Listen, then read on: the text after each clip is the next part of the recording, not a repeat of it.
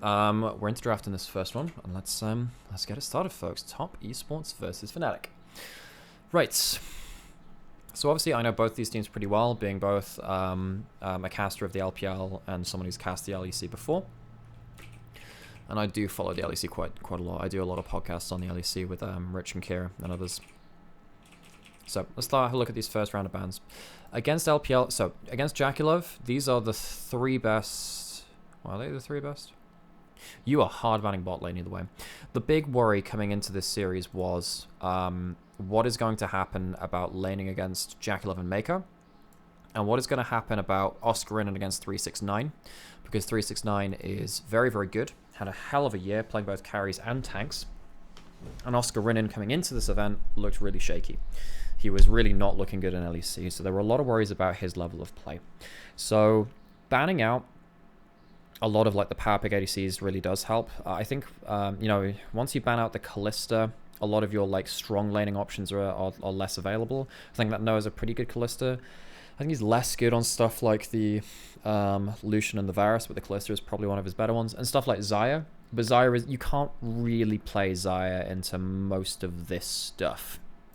So maybe what Fnatic is saying is that, you know, they'll get the Kalista if it's up. Hopefully, we'll see. And if the Kalista is down, they want to go for something like the Xayah, maybe, and just see if they can survive through bot lane like this. So the problem is, one thing slips the net, and that is the Lucian as the first pick. LPL Lucian is crazy. It is very, very good. Back in the day, we used to say this about Kalista, but this is true about Lucian now as well. Lucian is a team pick. You need to know how to play around Lucian well as a team to make the pick work. Now, what does that mean? You need to have very good coordination between your bot lane and then your jungler to, once you go into mid lane at around about 12, 14 minutes, around about that time, go into the enemy jungle, not too far, but just go into the enemy jungle and put down 1 or 2 wards just to make sure that when Lucian jumps forwards, they can do that with impunity. And they know that someone's not going to jump out of Fog of War very close to the lane and then stop him from going through that. It's one of the reasons that Maokai is very good against Lucian, because when Lucian jumps forwards, Maokai ults you back, and it's really annoying. So it is going to be that Lucian first pick. So you ban through all of these different picks, and it is not great. And immediately, Fnatic don't go towards something like the Xayah, because I think Xayah would be in a very bad position. And they go towards the Aphelios instead. Now, you have a couple of options here for Jun. You can either go for Aphelios Renata, or you can go for Aphelios Lulu. Aphelios Lulu is the Pays Lahen's answer into the Lucian Nami, which we saw. In fact, there was a VOD review that I did on this channel as well, earlier in the split of T1 versus Gen G, and we talked about how it is a difficult lane to play out with the Aphelios Lulu. But if you manage to use your distances very well, you can use stuff like the Whimsy to just about outrange the Lucian and trade back well, even when he jumps forwards, but your positioning needs to be absolutely expert. That's a problem because Noah has not been great individually in lane. I think Jun's been fine, but I think individually in lane, I think Noah has been not so great. And Fnatic also go for the Xin Zhao, which means Razork can be just hyper gank everywhere on the map, one-man army, and that's a big thing for Fnatic. He's a big kind of individual player for Fnatic in terms of him being on form. You have to get the Nami here. What else are you going to go for? Could go towards something like Tien, Poppy, Jax. Has been an LPL answer into the Xin Zhao, but we haven't seen it at this event so far. I think you've got like what, Poppy, Xin Zhao, Volibear, and Jax if they really want it for jungle pool. So maybe they have enough jungles to leave that up. So instead they say, look, let's just get 369 on a team fight tank. He'll be fine on weak side. We'll put everything in towards bot lane. K'Sante will be fine to blind pick towards top side. Fnatic complete their bot lane, but they have their full 3v3. They'll want to ban away junglers that can impact bot lane if at all possible. Oh, Viego's on the list as well, of course. Viego's pretty good in the early game as well. Not as good as Xin Zhao, of course, but they ban away the Jax as the Xin Zhao answer. That has been the LPL answer into Jax, which is why we called it out. So Fnatic do ban that one away. They've done their homework. They've done their homework. And instead, top esports now want to ban away anything else that can impact bot lanes. They ban away Humanoid on the Talia, which is pretty important. They could ban away something like the Ahri as well if they wanted. But Cream is also a big player of that, and maybe he's happy just playing that one himself. They could also ban away maybe a top laner that they think could annoy the K'Sante. And that's the Zac, which has actually been a big EU pick in top lane. Okay, so instead Fnatic lock in Sion. That means that maybe we're looking at a lane swap because it's Sion and you have the Aphelios Lulu, which is actually okay at hitting towers. Problem is, top esports are very good at lane swaps too, so that could be kind of rough. So we'll see how the lane swap kind of comes through here. So you can try and escape that lane. Cream goes for his blind pickable Ahri. It's a big comfort pick for him. And then Tien, you could go for Vi here, actually. No, you can't. It's banned. Lol. Vi's just going to get banned this entirety of the event, I guess. So you want something that can combo well with the Ahri. Viego's the double reset one, right? Because you've got the Ahri ult charges, and then you've got Viego getting resets off his passive. And they lock in the LeBlanc. So, Ahri LeBlanc is a matchup very based on how your jungle and support interacts with your lane and how the wave state comes in. Ahri's better at killing minions, but if she has to overextend to get those minions and LeBlanc gets a good trade on her, then LeBlanc wins. So if you allow Ahri kind of like free ability to push in the lane, then LeBlanc starts dropping a lot of CS. She puts herself into risky positions to do trades, and things do go not so well for the Ahri. And I say this as an Ahri one. Fuck it. Do I need to go get it? 1 sec.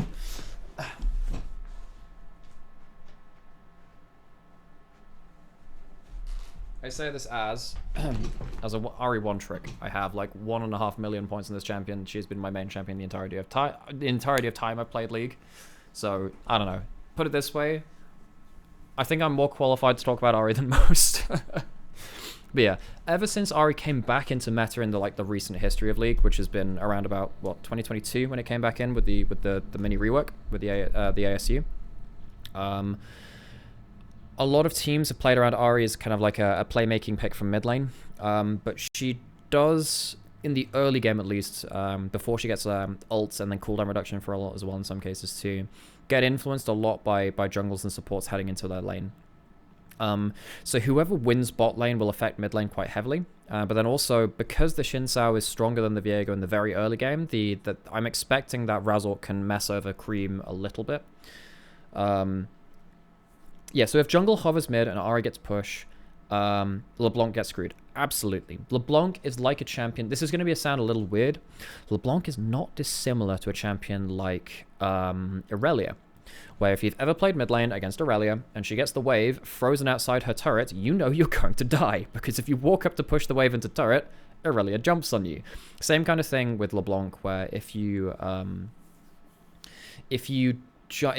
get frozen out in mid lane and you have to walk beyond the safety of your turret, LeBlanc jumps over the wave and she gets a chain on you and you get really bad trades. And then because you have to back off away from the chain, you often don't get to push in the wave anyway. So my worry here, Cream is at his international debut against actually quite an experienced mid laner at playing around wave states, and Humanoid is a laning focused mid laner, that Cream could get a little bit rattled by a mid jungle that's the strongest part of Fnatic. So that could be a big issue for top esports too. That's the worry from draft anyway.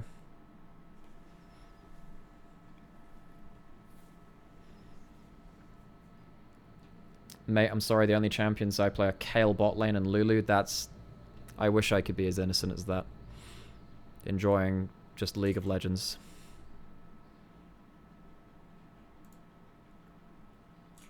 So look, see, that's fine. Camera's in the right place. Cool. So, we need to check if there's going to be a lane swap. There's a chance of that because you have a Sion. And you have the Aphelios Lulu versus the Lucian Nami. There is a chance of that. Doesn't look like it's happening. Well, I mean, Oscarin's moving around, so there's a chance of some weirdness coming through.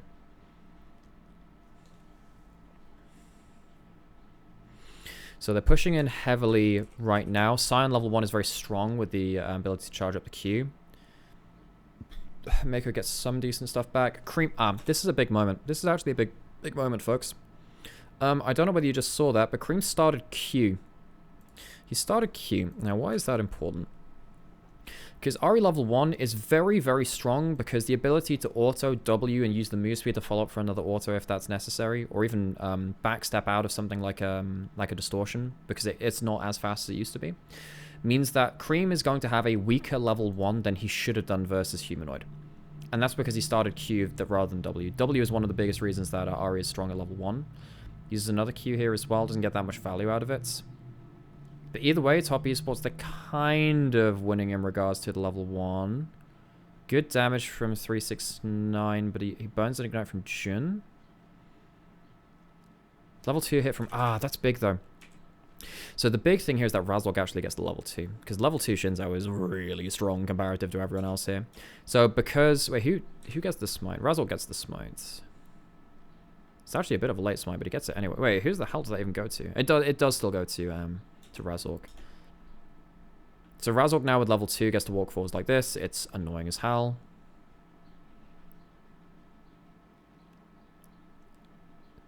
You can see that Cream gets hit by a second distortion here as well. Has Humanoid used his electrocute yet? No, yeah, he has. And he gets like 3 autos onto Cream, and Cream turns nothing back against Humanoid. So now you're starting with pots ticking from Cream. Level 2 from Razork because he's taken away from the Raptors. Humanoid is higher HP, hasn't used his pots yet. You don't get kills, but you get yourself a good wave state for... And look at this, Humanoid hits early level 2. That trade is really bad from Cream. Ah, Cream, buddy, you can't do this in the Ari LeBlanc matchup.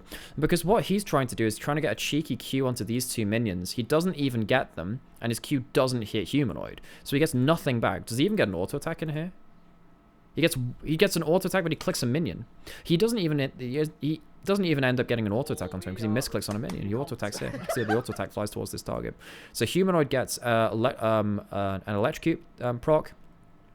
You can see that... I want to see what's happening with the wave hit. And this is bad too, folks. This is another thing which is pretty bad. Because Cream is starting to hit these minions, these minions, I don't think it's going to lead to... Because I think this wave is going to push in. I think this is going to push in. But because Cream will have to back off, then recall, then teleport back. No, it's going to go over my face, isn't it? Because he has to go back, he has to walk backwards, recall, and then teleport back. All of these minions are going to die, and he's going to be at a huge XP deficit, probably. He's got biscuits in a pot, but oopsies, I did not mean to click that. This is now very problematic for mid lane.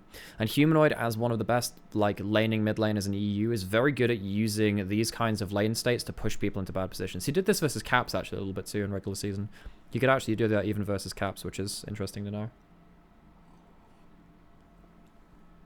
So you're losing, what, 4 or 5 minions versus waves, not waves, 4 or 5 minions worth of early XP for Cream. Now, why am I focusing so much on this mid lane matchup?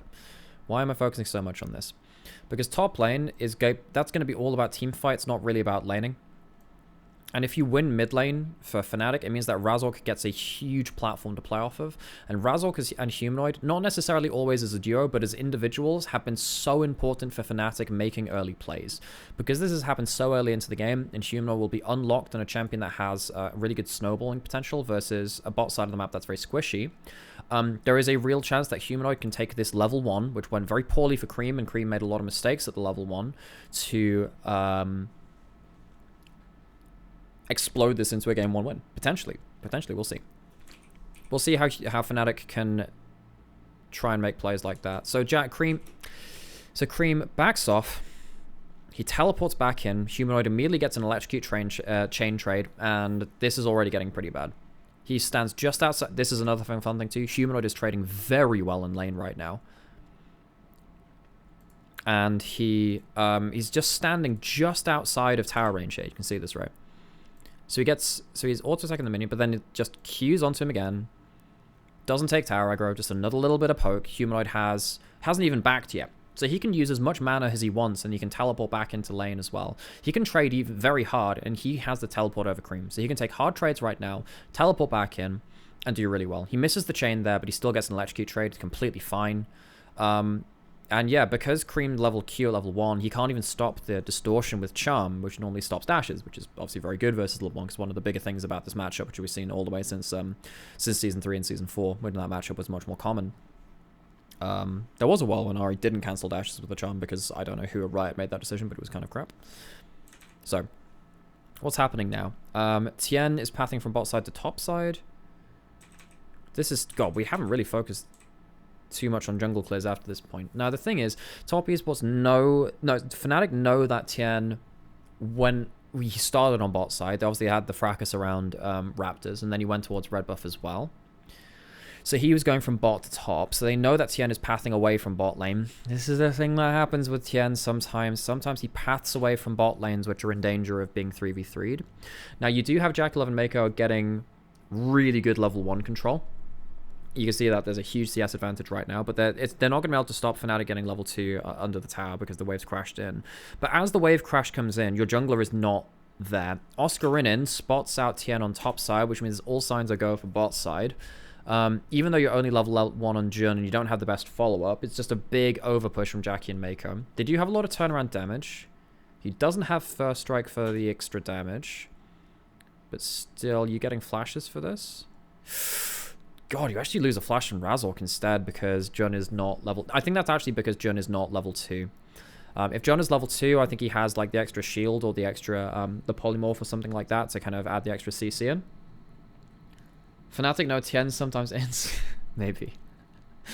Maybe. They know that he will sometimes path away from dangerous 3v3 bot lanes, even though, and just trust his bot lane to win anyway, which they do here, but that is actually a mistake from Tien.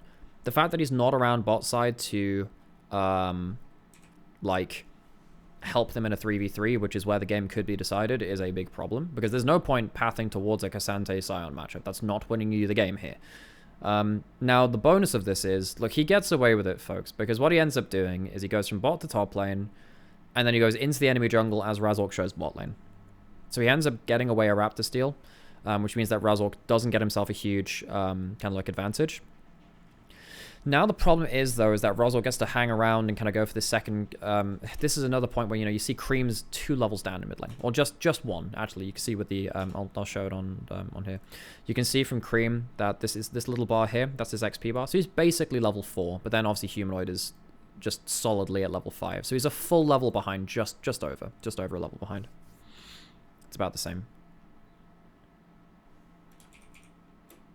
Tank versus tank matchup. Yay, fun! But because Tien pathed from bot side to top side, I mean, you do still have Sion passive to contend with, and 369 is not that high health, and he just ran out of mana, so you can't dive now. But once again, another chain lands. So this is, again, I know I'm talking a lot about the Ahri matchup, the Ahri LeBlanc matchup. If Ahri is stood on her minions, LeBlanc can't get a chain. But if Ahri is stood on her minions and there are minions in the way, she can't stop the LeBlanc dash. Now, if you are happy to trade QW from LeBlanc jumping at you for auto WQ because you've gotten yourself early good first backs and stuff like that, then Ahri can trade through the wave, push the wave, and trade well. Because you are a level down, and LeBlanc has gone for full damage early, and with the Dark Seal as well, whereas you've got like a refill pot and a null magic mantle, you are losing out the QW electrocute trade compared to the auto WQ from Ahri. Because these minions are here, you're not hitting charm. So then the problem is, this is the flowchart, you head off the wave. If you head off the wave, LeBlanc jumps over the wave, and she chains you. And if you get hit by a chain, you die. You take horrible trades. So what you have to do is wait for LeBlanc to jump over, hope you hit a charm and get yourself W movement speed to get out, and hopefully you can trade yourself back bit by bit into the lane. But it is so hard doing that from a level down. It's like, we'll see what happens here. I want to see... this is why I wish I had the replay client working. Apparently I need to get the Chinese replay client, but yeah, if Cream walks up this close, if you when you press charm, you CC yourself. So if you press charm and chain at the same time, LeBlanc wins the trade when she's ahead because she just does more damage than she just keeps chunking you out, man. It's just so annoying. So annoying.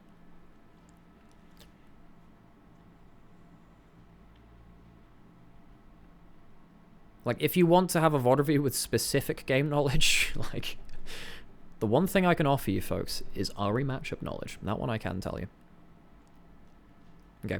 Now, the problem here is, so at least Cream has gotten some farm back, but he is getting absolutely... He's going to get dunked by Humanoid at some point, because Humanoid is going to get to his first item first, and once you get to first item in a matchup which can actually poke out Ahri, so that's with stuff like, you know, back in the past there used to be stuff like... So my pick into Ahri, when someone picks Ahri against me in solo queue, I pick stuff like Victor.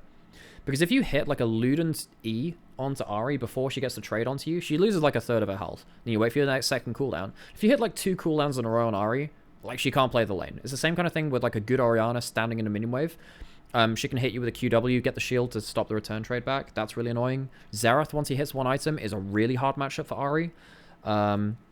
anyone who can kind of like match range or just outrange her is really annoying. But the thing with LeBlanc is that if she gets ahead, she doesn't outrange you, but she just outdamages you so much that it doesn't matter. She just gets to play with like the W as her extra range. She jumps forwards, gets like a single Q. If she hits a chain and gets an electrocute, it is just lights out. Lights out, man. Now Humanoid has early level 6. And all of this comes from a good level 1 snowball from Humanoid. All of this is a really good level 6 Humanoid. Uses the clone to block out any kind of return fire from Tien's Spectral Maw. And the wave is also pushing into him if he so wishes it.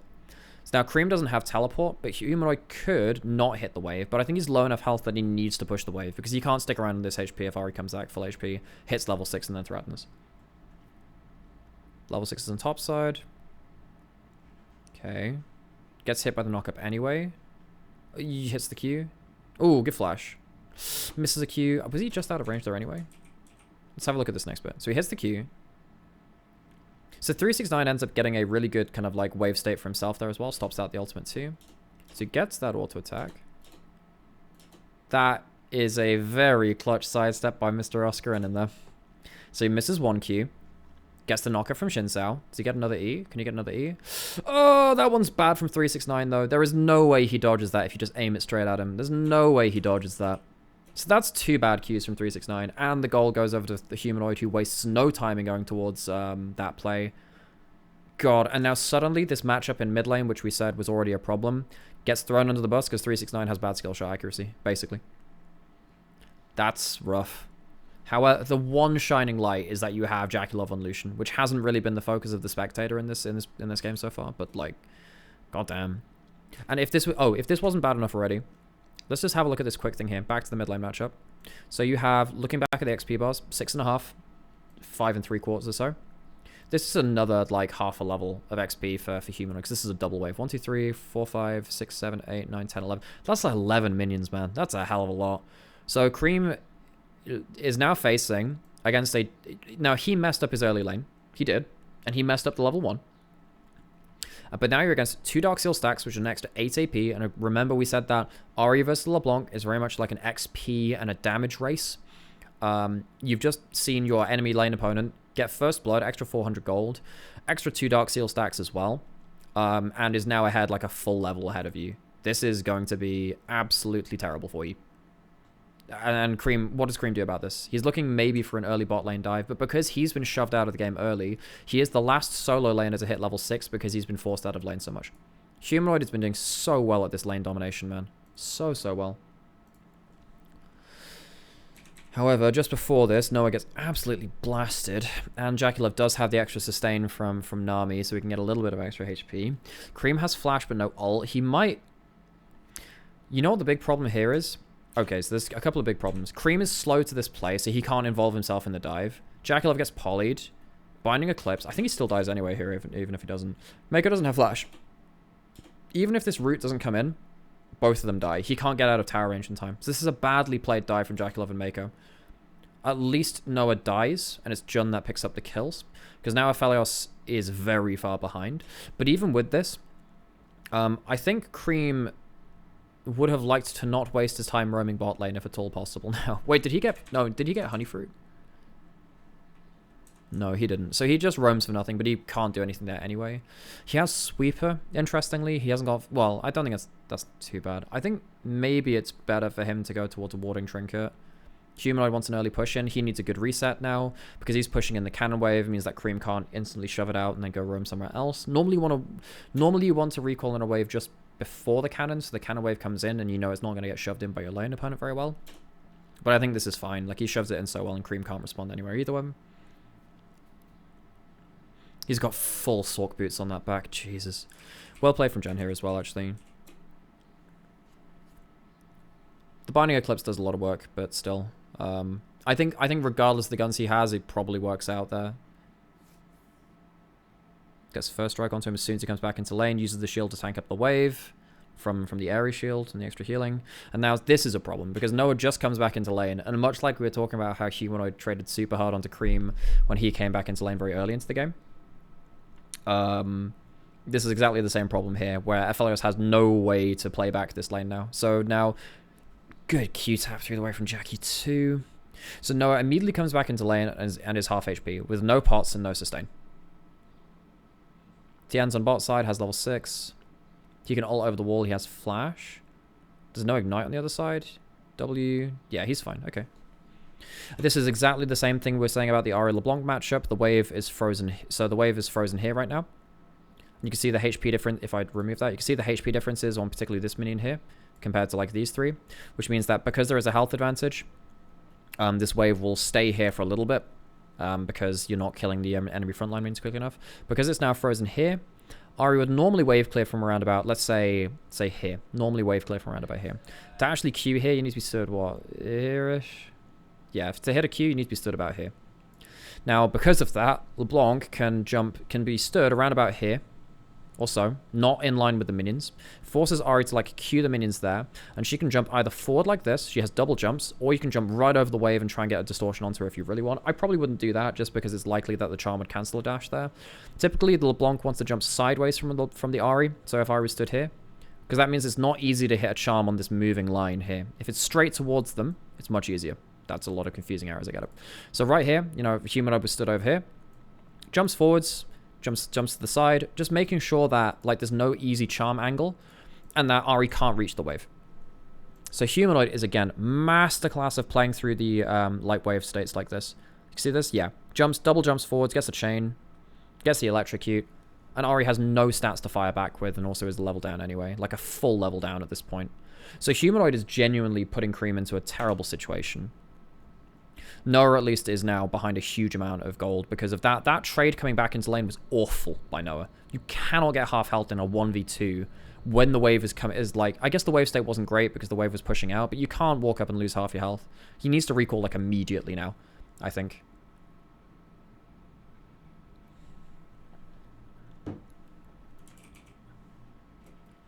Yeah, he's backing off tower again now. Like, and you got level 6 from Jaculov. You have a polymorph and nothing. If you misuse skills on Jun now, then Noah dies. Which also means that he has to hold skills and means you can't trade back well. Oscar another defensive ult. Jaculov just used this ult under tower. What did he get for that? Oh, this is fun. Yeah, so Noah uses his Severum ultimate. He wants the I like to call this one, so it's a healing ultimate. I call this one the emo plague. He's trying to get the 2-man ult, because if they stood together there, he gets a 2-person healing ult, right? You get healing from each person hit. Jaculov moves out the way, it misses, you have no healing, Noah misses the skill shot, which is just awful for him. So my favorite, these are my favorite ultimates from Aphelios, by the way. So you have the sniper rifle one, that is Ace in the Calibrum. You have the emo plague from Severum.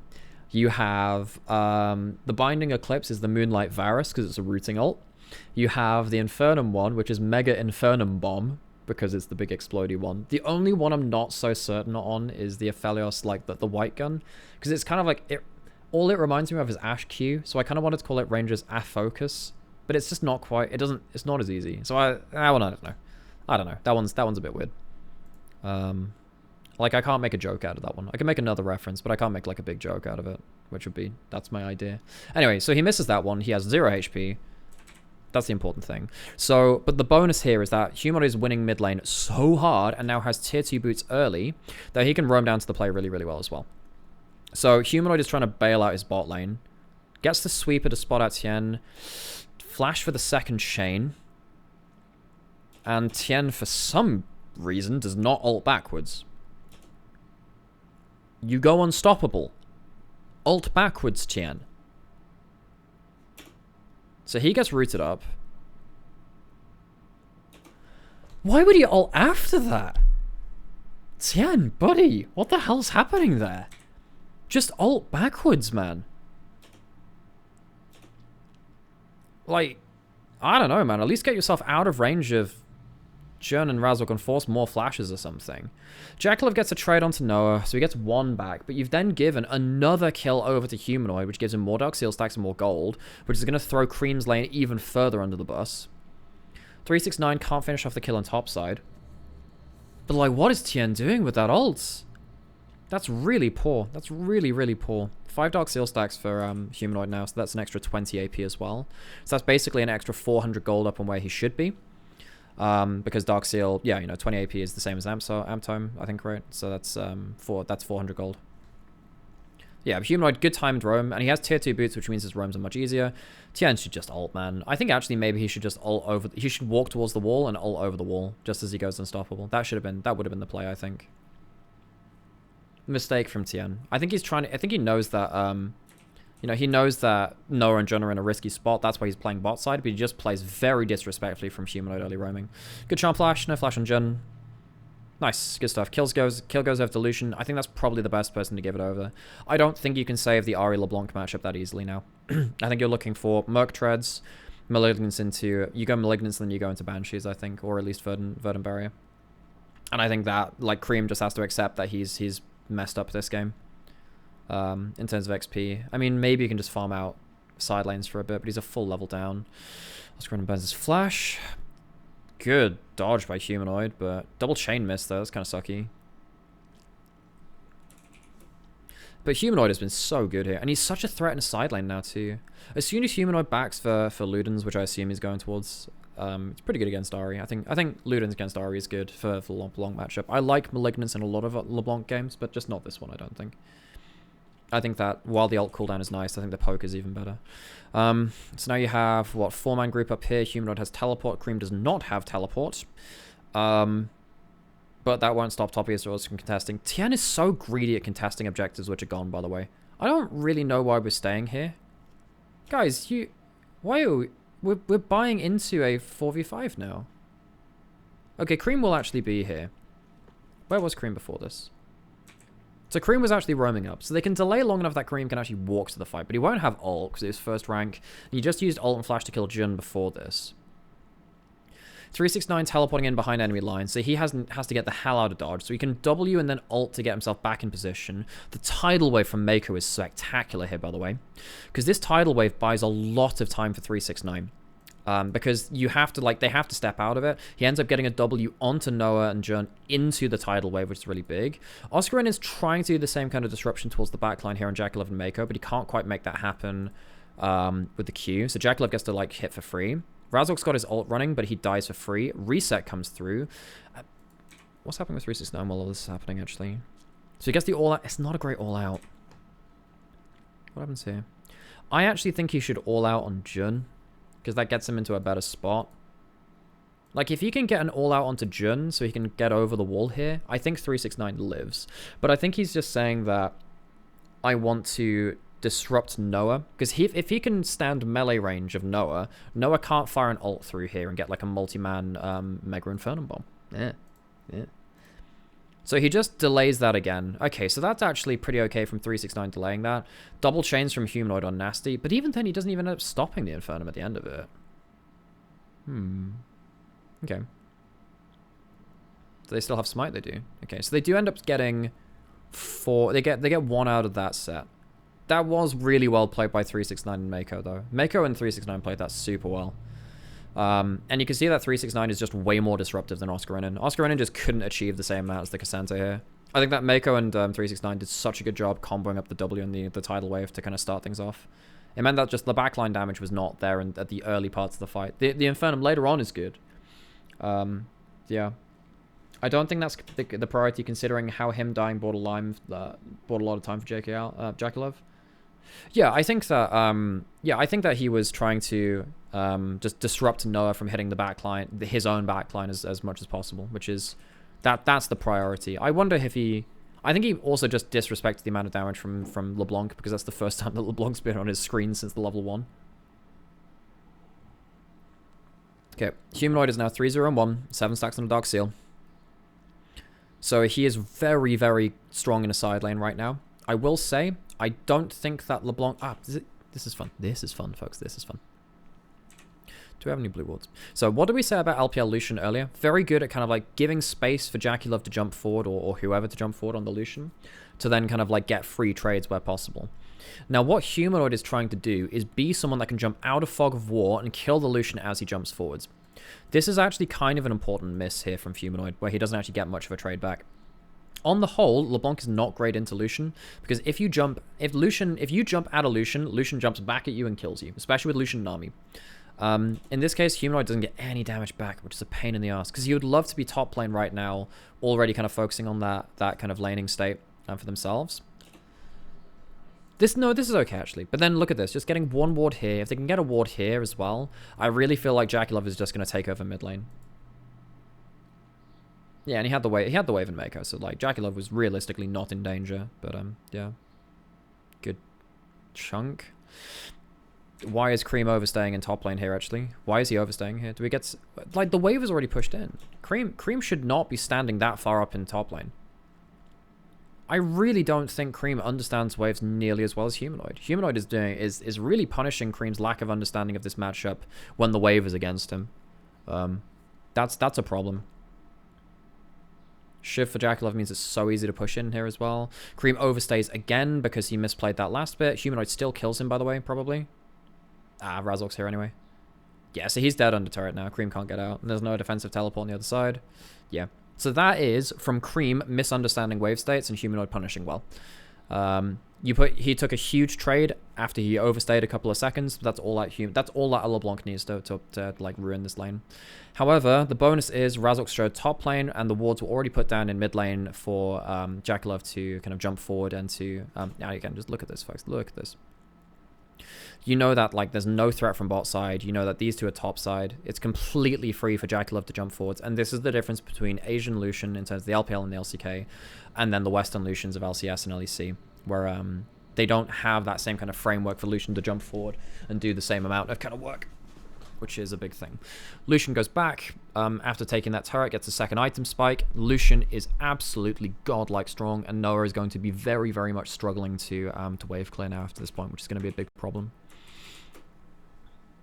JackeyLove walks back into lane, and again, this is just going to be absolute hell. They even have a ward here just to make sure that they can make sure that someone like Razork or Oscarina are not stood behind the bot lane if they at the duo lane if they walk up there and try and trade. You just need that extra little bit of information to see things through. Okay, Humanoid is strong as fuck. Does he have double chains here? God, the side lane play from Humanoid is so disgustingly strong. So, defensive teleport from Cream. I mean, normally that's what you do when you have, like, a side laner in danger. Humanoid can pop back to his distort now, though. If he wants. No, he doesn't do that. Cooldown's back up. They're not tanking aggro. 369 doesn't... He can use his all out if he wants. I don't think that saves him. Yeah, Humanoid gets another kill. 10 stacks on the Dark Seal now. Jesus Christ. Tian does get Herald top charge. But getting teleport out of Cream, who's already behind in XP again. What is he doing walking up and face checking this? Like, this is so greedy from Cream. Realistically, what are you doing here? You have a sweeper. You're not even putting down a ward. You blow your flash. You lose your ult. You don't get to defend the bot turret. You've wasted your teleport. And you have, you know, no XP. You are losing more and more XP. You're now down actually 2 levels fully to Humanoid. Like, Humanoid is punishing Cream so effectively. At least the Herald gets value top lane, but you didn't have to die there. Cream did not have to do that. Like, at least the cross map is there. Top do get a good amount of gold from the cross map, and also again, the problem here is that Fnatic are doing great things at shutting down Cream, and also 369 now as well, but they are doing nothing about this Lucian. This Lucian is just not going to... And I say shutting down 369 in a way that he is not that far ahead of Oscarina, which normally the Cassante is versus tank matchups, actually. But I think that Cream has really been knocked for 6 by Humanoid. I think Humanoid has been very, very good at showing that he can kind of like punish bad wave states and set up like kill lanes from mid lane, which Razork is now comping onto very well. JackeyLove is still a very, very strong player, though. And now there's a big problem where, because you've given over so much gold in the 2v2, you're going to get an early Lord Dominic's Regards, which is going to be very, very dangerous for Oscarina when he turns into team fights. Oscarina has Flash, but he doesn't have enough damage with a quick Q to kill him, so Cream is just going to use his ult. I mean, you've got Malignance, it's a tower killed, it's solo gold over to Cream, but again, now this means that Cream has to be... Well, would he have got another wave anyway? No, probably not.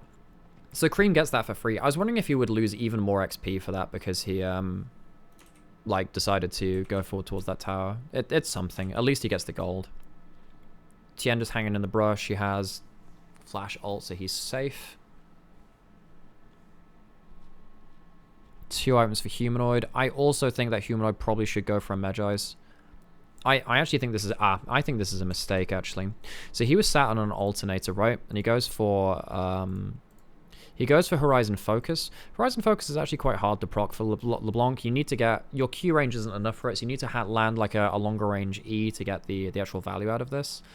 Now with the alternator, you could have gone for the Shadow Flame. You're looking to burst people out from full low, so Shadow Flame is actually not that valuable. So even then, the Alternator is not that great. Alternator is a good item, as a good component, but it doesn't always build into the right stuff. Can go towards Lichbane with that build. Is this a good Lichbane game? I actually don't like Lichbane against Ahri, because if you stopped all... Well, the extra attack speed's nice. Yeah, no, I actually think Lichbane could have been a good second item if you were going to use the Alternator at all. But realistically, I think you should have gone towards Magi's, and I think you should have gone towards Deathcap. And if you go towards that, you future-proofed your build. And I think at that point, you genuinely one-shot the entire team for the entirety of the game, because there's no one... Well, and then you can go towards like a Crit Bloom or whatever third, or something like that. I guess you lose out on some cooldown reduction. You lose out on some cooldown reduction, but I think still, I think that you're doing more than fine as it stands. I think you can just go for full big bomber burst. That's my take on that build anyway. Especially when you have the 10 stack Dark Seal. This is the problem. Oh god, this is the problem with the Lucian jumping, the LeBlanc jumping forward to Lucian. Humanoid removes himself from a side lane to help mid lane get push in for Dragon. And he jumps straight into the Lucian Nami. You have to jump from a flank and allow someone else to attack them from another angle. You can't just go straight down the front and narrow. Because if you go into a bubble and the tidal wave and the culling, you die horribly. And you can this is where you get that big reminder that Lucian is so strong. But then Whimsy comes into Noah. Tien misses the skill shot onto the move speed target, who they have double flashes anyway, and now he's flashed in and he has to ult out. Does he just die? No, he ults late again.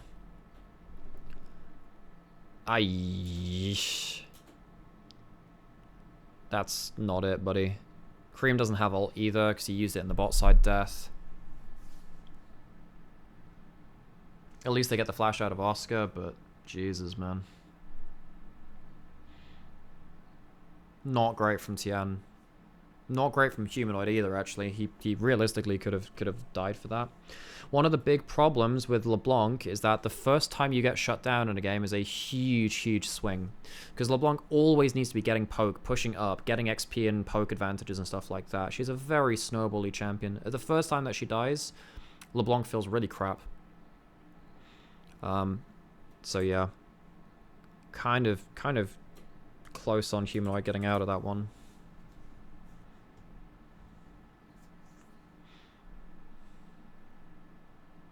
Good trades from Jaculov, though. Seriously good trades. Great turnaround. And the ult from Aphelios missing too is insult to injury on that one, but at least Tien throws his life away.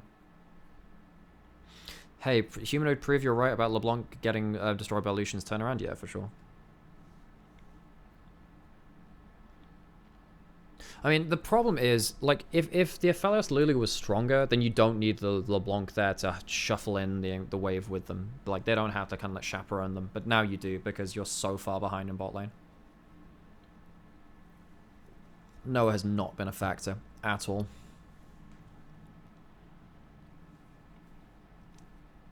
Humanoid going towards needlessly large rod. I mean, the problem is now that he really needs a death cap. I think he really needs a death cap, but that means that you're not making the use of like a Magi's or something, which is really good post 10 stacks as well, because the extra move speed is pretty nice versus this comp. Allows you to kind of, you know, more mobility on the map, more ability to dodge skill shots, stay in range for chains. Okay, hang on, let's slow this down. Slow this one down. So where did this come from? So Dragon, obviously down.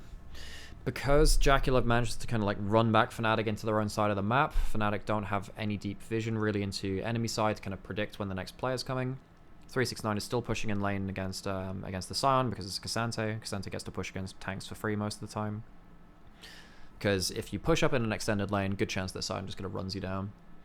Mirko and Jakulov walking in with 369, and Tien's just behind them, trying to get some deep vision in themselves. Bit far from 369. How well can he use the all-out? He used it pretty well to get away from Humanoid and Noah for a little bit. Great tidal wave. Fantastic tidal wave.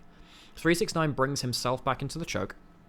Because, like, if he'd altered this way, then, like, it's straight into Humanoid. So he ults back this way. I think that Mako and 369 have comboed up so well. I think they've comboed up so well. Because he brings himself back into this kind of zone. And he brings himself back into this corridor that the tidal wave's going to go through.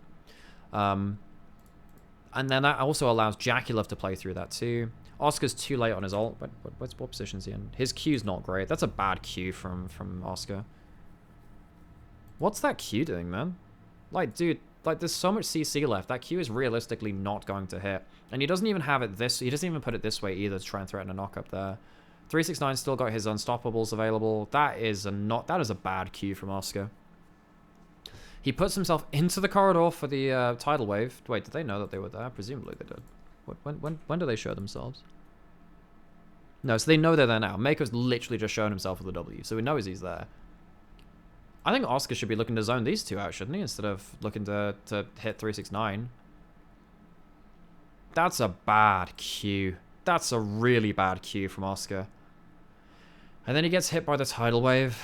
If he can at least cancel his Q and then ult through the wave, I think that's fine. Oscar plays this fight pretty awfully, actually. Now you get the teleport coming in from Creamy, who he does have flash and ult, but oh god, that's a bad teleport. Humanoid flashes over to kill Mako. Cream's gone into the thicker stuff. Cream has to immediately, like, flash ult out. Loses off his HP. Why is Humanoid still over here, though, man? Like, what? I have no idea why Humanoid overstayed like that. Surely he could just hop back to this pad here. Maybe we'll see a replay of it.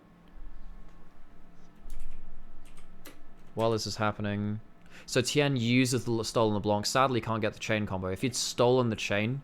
It's like stolen LeBlanc and gotten like an electrocute trade. Wait, no, you don't get all of it. But like if he got like a full burst off, that would have been nasty.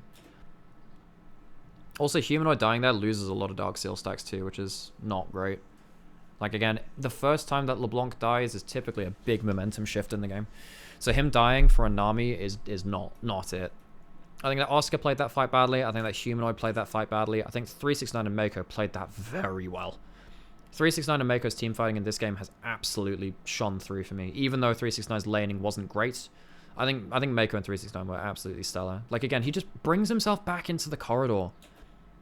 Back into that corridor so well, actually. And then just, yeah. Oscar just dies mid-ult, which is nasty. So here's what's happening with Humanoid. Jumps over, kills Mako, but tags Baron. Why is he not heading back to his team? He's full HP. Tien does not one-shot you. Look, I'm sorry. Tien does not one-shot you. There is no reason to stick around here. Jakulov has Flash, and he has Ignite. He can close you down at any point. Your return pad has now disappeared. You just gotta ping back, man. There is no way that that works out for you. Like, that's a mess. And then he dies. And the shutdown goes to the Lucian.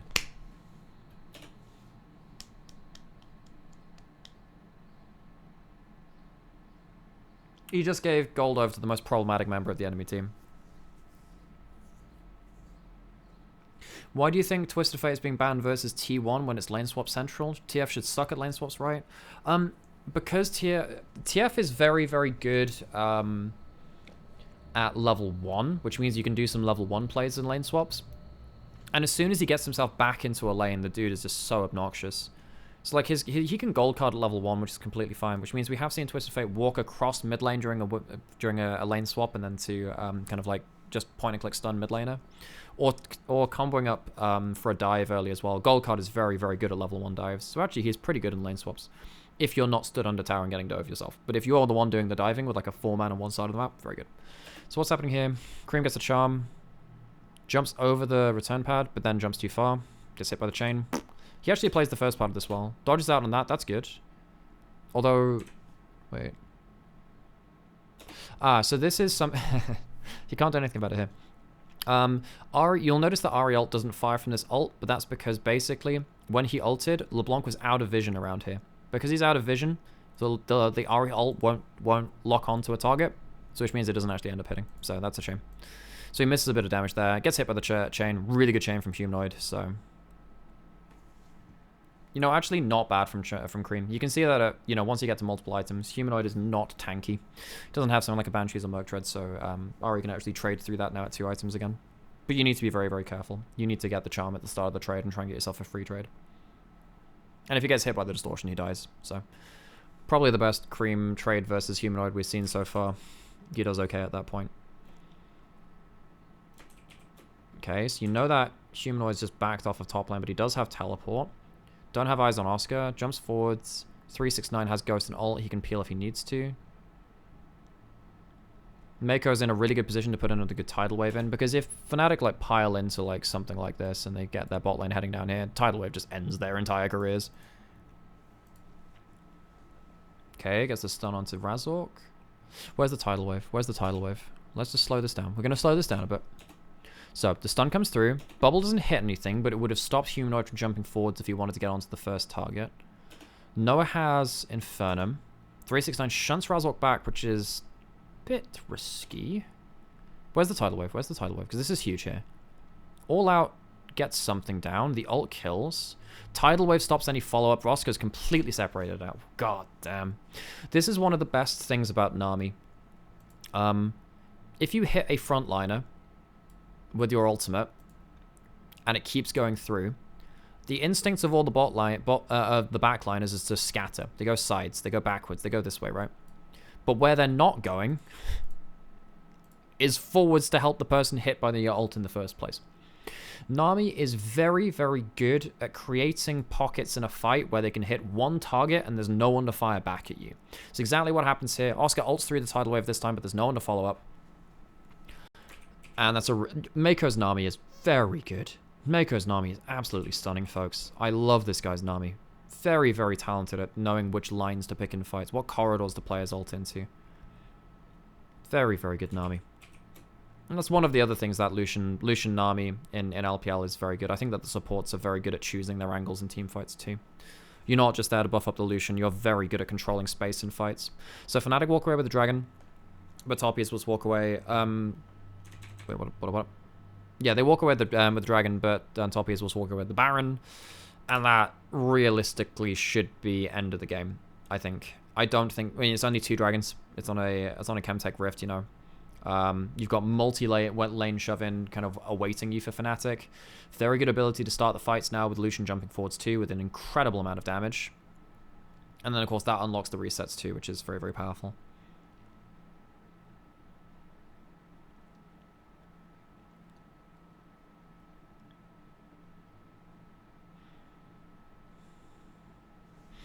Okay, trying to sync up their waves. Baron buff on bot side. Looking for another. Oh, Jesus Christ. But yeah, we were expecting, unless Fnatic gets like a really big, I don't know, they don't even have wards for a flank TP, and they definitely don't have the damage. Jesus Christ, that's a single Q auto. I guess Jackalev's going to go towards Navori last as well, just get even more ability damage. Why not? Start ice skating. Jackalev saving his dash, completely fine. Lord Doms means that Oscar is not actually that tanky either now, comparative. Ahri's going... I mean, okay, so hang on. Did Humanoid just complete his death cap? He did. So he just completes death cap. So Cream needs to be really careful again, even though he's managed to catch up an XP, because he's gotten more side waves, I guess. LeBlanc will... Yeah. That's quite disrespectful from Cream. One of the things you need to do is Ahri versus LeBlanc as well. You need to flash first, then ult a lot of the time. Your flash is... If you try and flash it... If you try and ult through a chain, most of the time it will connect you mid-flight. Flashing out is much quicker. So that's disrespectful from Cream in some ways. So, Ahri's dead, but Humanoid's not at the fight. 369's not there to peel. Where's the tidal wave? Tidal wave again. Not that great this time, actually. So let's just slow this down. So, tidal wave doesn't hit Oscar. But the problem here is that Mako can't step this way because there's a tower wreckage there. I guess he could fire it this way. What he's trying to do is, again, he's trying to hit the front line and then kind of scatter the back line behind it if possible. So Jun's going to be hard to hit just because he's in a better position for it.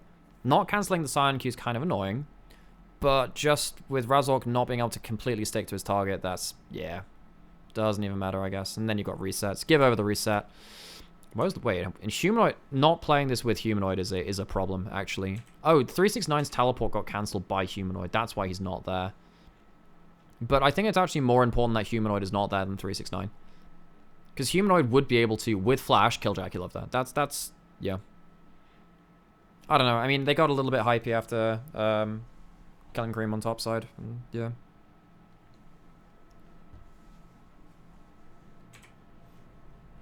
And then Tien... Oh, yeah. Tien flashes forwards, misses the chain, doesn't hop out of tower range, hops back into it with the distort instead. Look, folks. Okay, so Tien gets the LeBlanc, after they come in. Gets rooted under tower. Folks, he can walk this way. He can walk this way. Do it like Aerosmith. Instead, hops back, doesn't get out of tower range, dies. Oh, God. So, hang on, what happened before this? The Humanoid's still full HP. He still has Flash.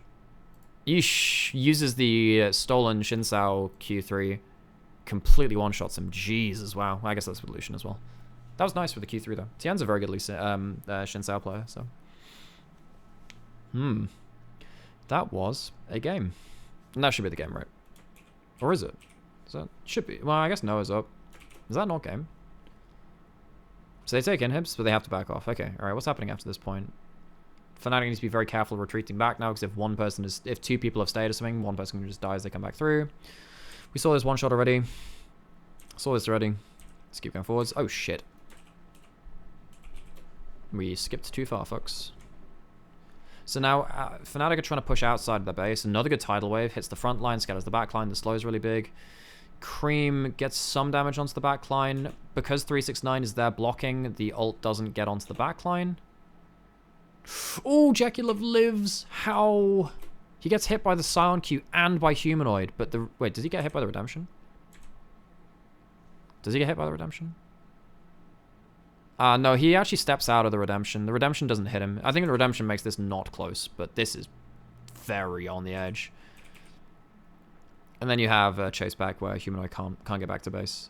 Is this game or is this? This should be game, right? Surely. Yeah, that's game. Okay, well, I mean, fantastic play by Mako and 369 in team fights. I think the understanding of corridors with the Nami wave are absolutely exceptional. That was one of the standout bits for me. But also just like Noah got blown out this game. Noah was not a factor. He was 100% a passenger. That is not... Yeah. This is the problem when you go from facing the worst bot lane in the tournament with Garm's bot lane to top esports within like one series of each other. So that was good from TES, at least from their bot lane. Awkward 1v1s by 369. I think his laning phase was not fantastic. And then, yeah, I mean, some good stuff either way, though. Yeah, I mean, but Humanoid with his lane positioning, his lane states in early game was really, really good. He kind of, like, took that level 1 and just ran Cream through with it. Oh, yeah, I'm going to take a quick break. I've got a croissant to eat by the side of me, so I'm going to do that.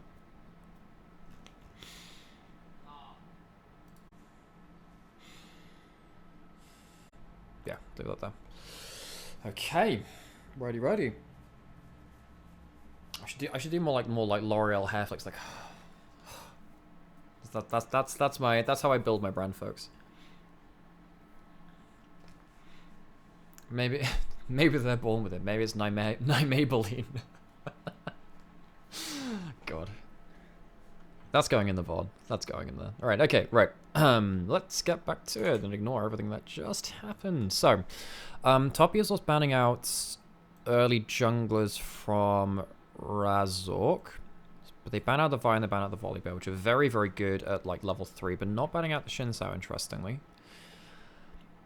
There are similar bans from Fnatic who banned out... What did they ban out last time? Draven, Senna. Did they also ban out the Callisto on red side? No, they banned out the Senna on blue side. Was it a Varus ban there? It might have been a Varus ban. So they pick up the Callisto, which they did say... I mean, basically, I think Fnatic said in Game 1's draft, they effectively said, we want to get... We're okay with, like, trading for Callisto. Callisto's like a safe laning pick for us. So they got Kalista into Varus. However, Jaculov is a very good poke Varus. Well, yeah, I think his Varus is the best in the world right now. I think his poke Varus is absolutely insane. Now Tien ends up going for the Xin Sao. Maybe that's why they didn't ban it away on red side. Surprised that they banned away the Azir as well. Are they that afraid of an Azir? I think Cream's fine on Azir. His laning phase is decent, and he at least just exists. Jackie Meow. Hey Henshi, how you doing?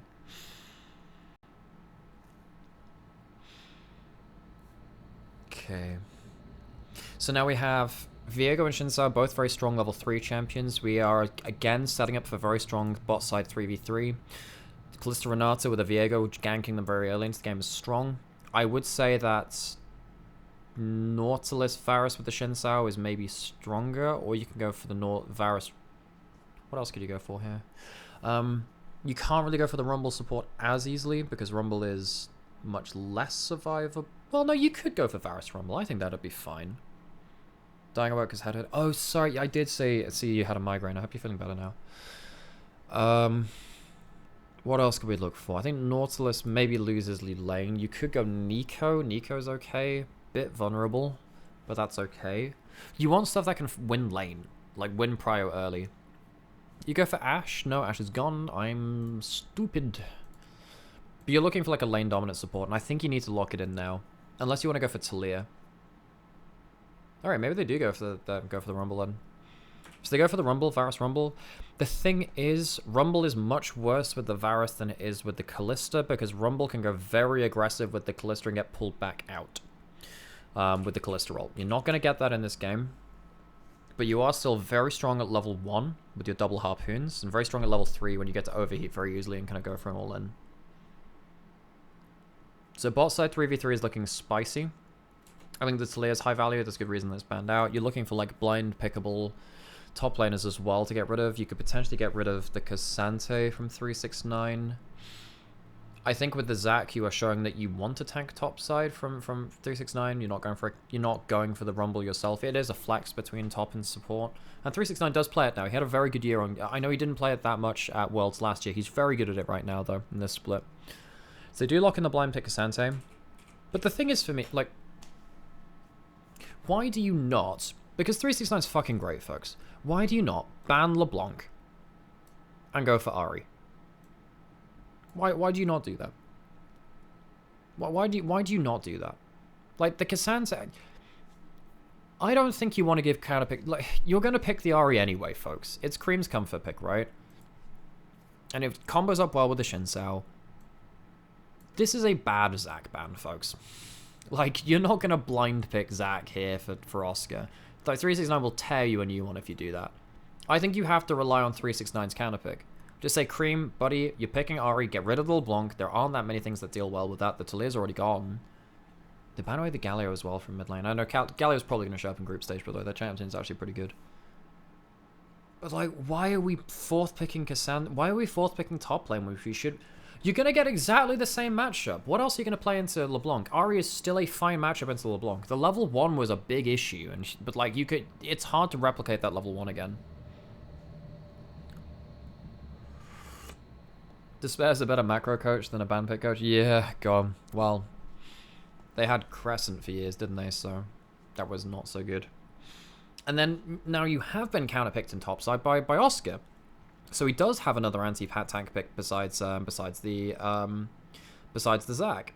So the Zac's gone because you think that's going to be your problem for picking something like a tank top lane. But now he gets to choose like a different champion now, and now suddenly you have a really good 1-3-1.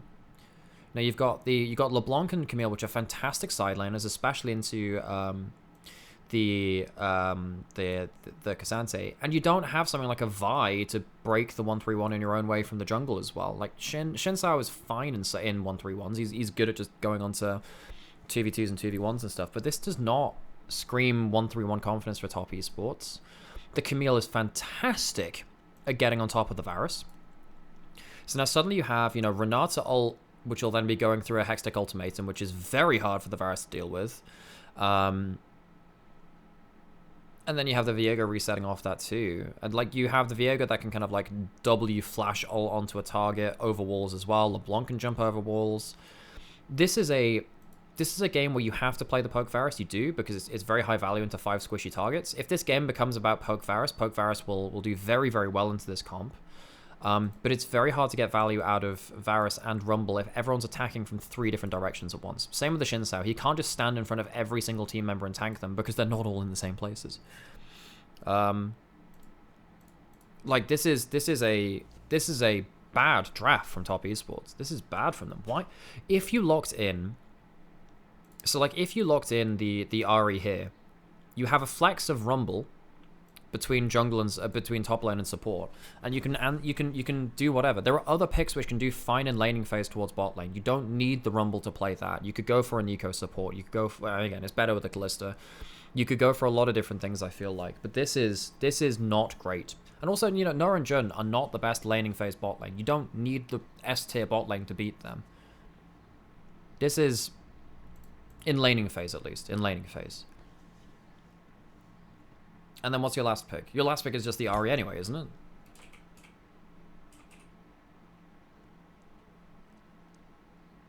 Are you just... But you wasted your top lane counter pick and your Rumble flex for the same fucking matchup as the last game. Excuse my French. Like, this is very disrespectful. This is very, very disrespectful.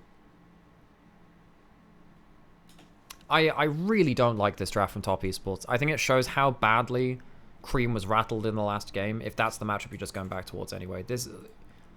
Yeah.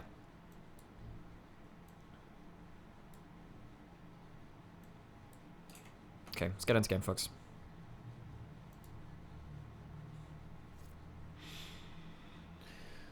Okay, so Fnatic, really good 1-3-1. They have the same mid lane matchup, which Humanoid just wrecked Cream with last time. Oscar actually has a counter pick top lane in a matchup which, you know, I think actually did fine versus 369 in the 1-3-1. He didn't get blown out in a way which I was expecting.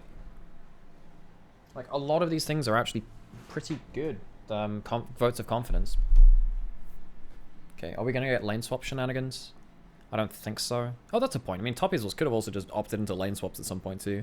In fact, lane swapping against a Camille is really good because Camille is really bad at defending lane swaps early on. Okay, starts W this time. Better level 1 trade from Cream. Not going to get really weird lane state. Humanoid did put down a... wait, did he just waste his second W? You shouldn't be doing that as Cream. Oh, no, he's doing it to farm. Okay. But then the problem is second distortion is up now and your second W is down. Ahri's W is slightly lower cooldown than the distortion first rank, which means that you can't trade with that. Backsteps trades it for a minion. Cream's playing the matchup pretty well, actually, this time around. He's going to get... Does he have Taste of Blood? He should have Taste of Blood. Yeah, he gets a little bit from that. I think both of them will have Taste of Blood, though. Maybe LeBlanc will have Sudden Impact. I think you have Taste of Blood either way. So 369 is doing okay top lane early, but the problem is Camille just outstats Cassante now. Camille's had a lot of changes. Ever since they nerfed Camille's support and buffed the rest of her kit, she's a very good top laner again. Yeah, her Q is like got like an extra second off its max cooldown. Okay, nice there. Yeah, that was good from Cream. Although the electrocute back from Humanoid is nice. But you can see how differently this matchup plays up if you don't have a screwed level 1. Gets the Q tap on him on the back end there. Yeah, Cream's playing this matchup much better now. Much, much better. Jack and Mako get the push in early.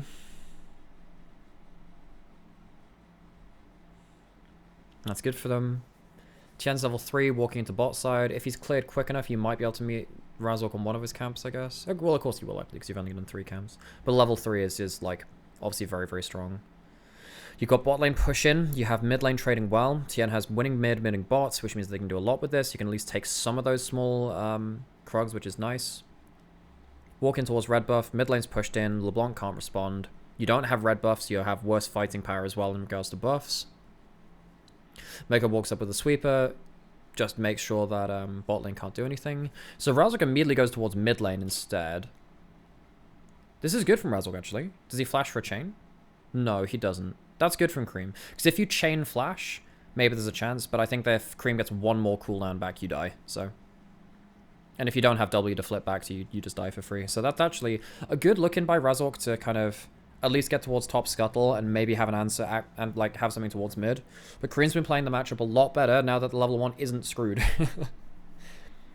But so Cream shoves this in. Low health Humanoid. If he hits level 4, the HP is there though. That's okay. They see that Razork is... Wait, do they don't actually... Yeah, they do know where Razork is. He walked across mid. So Cream actually plays this out. The early lane from Cream is much better. Much, much better. You can see how badly like a level 1 in this matchup can really screw things. I think people need to really respect that. Anything which kind of helps LeBlanc get into a good wave state, whether that's jungle support roams or whether that's like a level 1 or like one stupid trade from the Ahri, means that the game is much harder. Okay. Top lane's fine. 369 is going to get an okay wave push here at least. He can maybe get a good reset. Needs to be careful when the Q3 is down actually.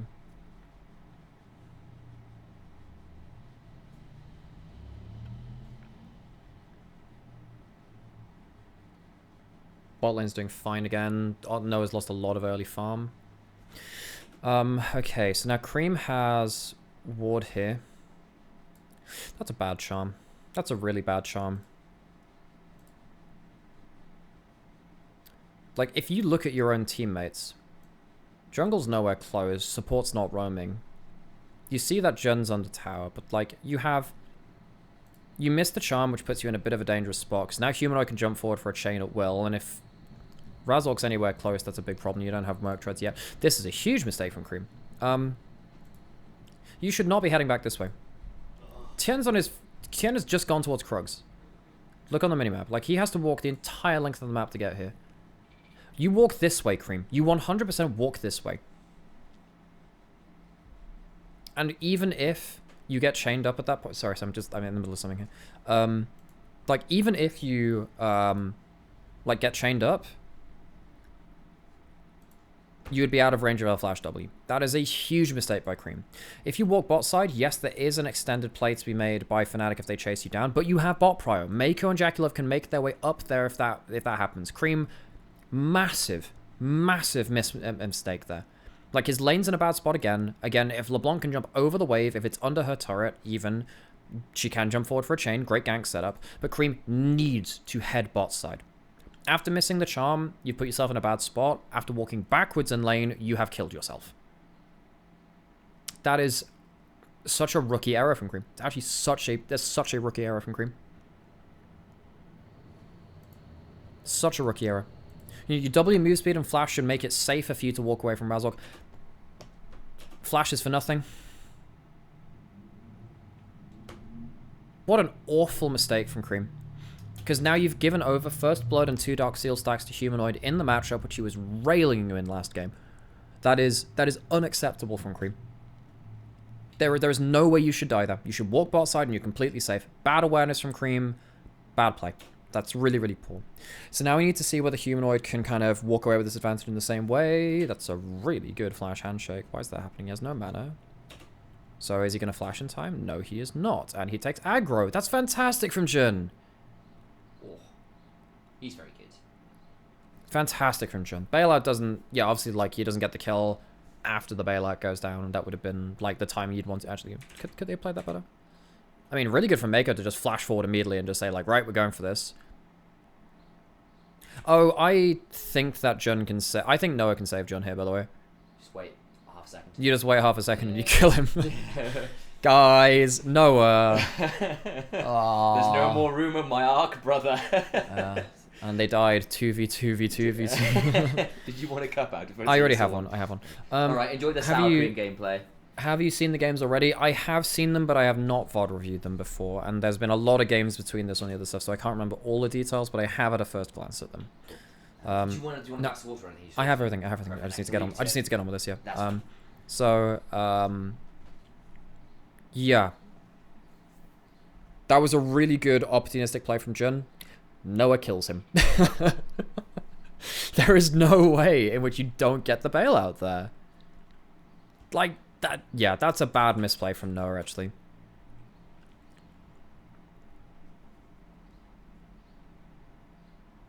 That's a bad misplay, man. You just wait half a second and you kill him. That's so unnecessary, actually. So Noah walks away with a kill. It's a really good play from Jun. The fact that they get a kill 2v2 versus Jackie and Mako is already a good thing. Against Jaculov on Varus is another thing. This guy is absolutely insane on this pick. But Cream messing up in mid lane there is absolutely, like, that's unforgivable. Once again, we see that the early kill leads to early tier 2 boots from Humanoid. So suddenly you have early tier 2 boots, you have a Camille that can roam from lane very, very quickly. Viego, who's actually pretty good at getting around the map with his E as well. So you have a top side of the map from Fnatic, which can very, very quickly get themselves into good scenarios. So at this point, TN and 369 are blameless, right? For now, yes. we will account them for their sins later. Level 6 to level 6, Cream, again, Humanoids jumping just off center.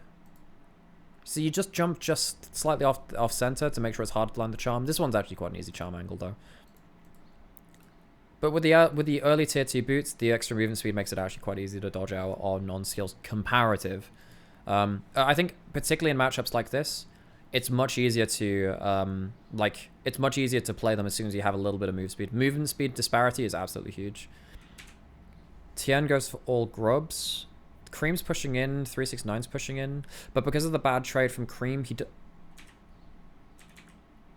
I mean, Humanoid does a really good job of finding this trade at the right time, actually, because his regular cooldowns will be up by the time that Cream wants to trade back. The fact that Cream trades back so ineffectively is awful here, actually. What the hell even happens with this? He doesn't even hit his Q on the minions. So this is one of the key parts of Ahri LeBlanc matchups from the LeBlanc side. Because Cream's looking to get wave push, that's his objective, right? Humanoid decides that his priority is to trade onto Cream. He jumps off center, which means the Q hits the minions, but does not hit Humanoid. That means that he's damaging the minions, but he's not getting any trade back. Also means it's hard to get electrocuted as well. So what? He misses the charm. He doesn't get an electrocute either. He doesn't even like auto W auto or anything and stand and fire. There is...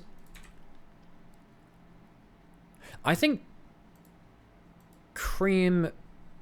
Maybe it's kind of hard because maybe if he was closer to the minions, he gets hit by the store anyway. If he stood in the minion wave, if he stood on top of these minions, he can walk the other side of them, and Humanoid finds it harder to get a chain. But he gets spooked. He walks back from the minions, misses his charm, and Humanoid continues a really hard trade because I think Cream is really afraid of the chain. If he gets hit by a chain here, he dies actually. I think he dies, or at least pops ult. And then Cream doesn't even get an electrocute trade back. That is awful from Cream. That is as bad as that trade can go, pretty much. And then because of that, you know that mid lane's not coming. Because you know mid lane's not coming, 369 doesn't want to do anything on top side. I think... You know, at this point, I actually think that I think that Cream should be communicating, I can't come, Humanoid is on the way, and like he's going to roam up from up here. Tien should go to the back of the pit and flash over.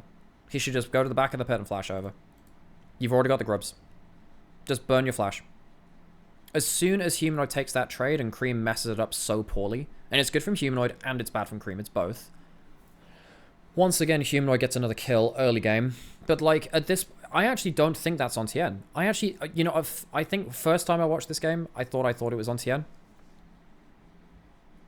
I don't think that's what I think now, though. Because if Cream can follow Humanoid, I think that's fine. I think you can take a harder trade. Because level 5 to level 5 Razork Tien is fine. I think that 369 can at least use ult onto Oscarinin to stop him from getting to the play cleanly. What's happening here? Level 7 to level 7, but he's trading into the passive of Oscarinin, which kind of sucks. Sheen to Sheen. Good Qs. Gets a W in the sweet spot. Okay. All out. He has his passive back, buddy. You can't trade into the passive like that. Gets hit by the wall shot. He just dies here, doesn't he? God, that's close. Wait, yeah, Razork just kills him. Wait. Hang on a second. Why is 369 trading like this? Tien has just died, and you know that Razork's on top side. Well, I mean, you know he can be on top side. He's just, like, killed your jungler on top side. He might be even just walking around to put wards in your enemy jungle or sweep them out, but, like, he can be there. Mid lane can't help you. Why are you trading like this? The wave is crashing in anyway, isn't it? Yeah, this wave is pushing in. Why is he trading like this? I mean, Oscarinin and Razork, like, do a really good job here, and, like, Oscar punishes him super quickly, which is good. I think that Oscar is very good when he has a lead in an individual lane matchup. He just snowballs out of control when it goes poorly. But like, 369 starts trading into the passive. I don't think he's chiming Camille passive very well. So you want to trade... I mean, I guess it's always going to be up if you haven't forced it beforehand. If you can tank it with a E and then go for your second E call, then it should be fine. But that's a free kill there. And now you're behind into very, very poor matchups now. Cream gets something in mid lane because Mako, forever the hero for top esports, comes into mid lane. And like we said, like, anything which can kind of flip mid lane matchup from jungle or support roams is very impactful in Ari versus Ari LeBlanc. A lot of people are flaming TN for this game too. That one hit there was actually not his fault. That is on Cream. That is actually on Cream. I actually think game 1 was largely Humanoid using a good level 1 and Cream couldn't recover it very well, and then Cream played poorly after that. But there was a point where it wasn't on Cream. Like, the early game wasn't on him always, really.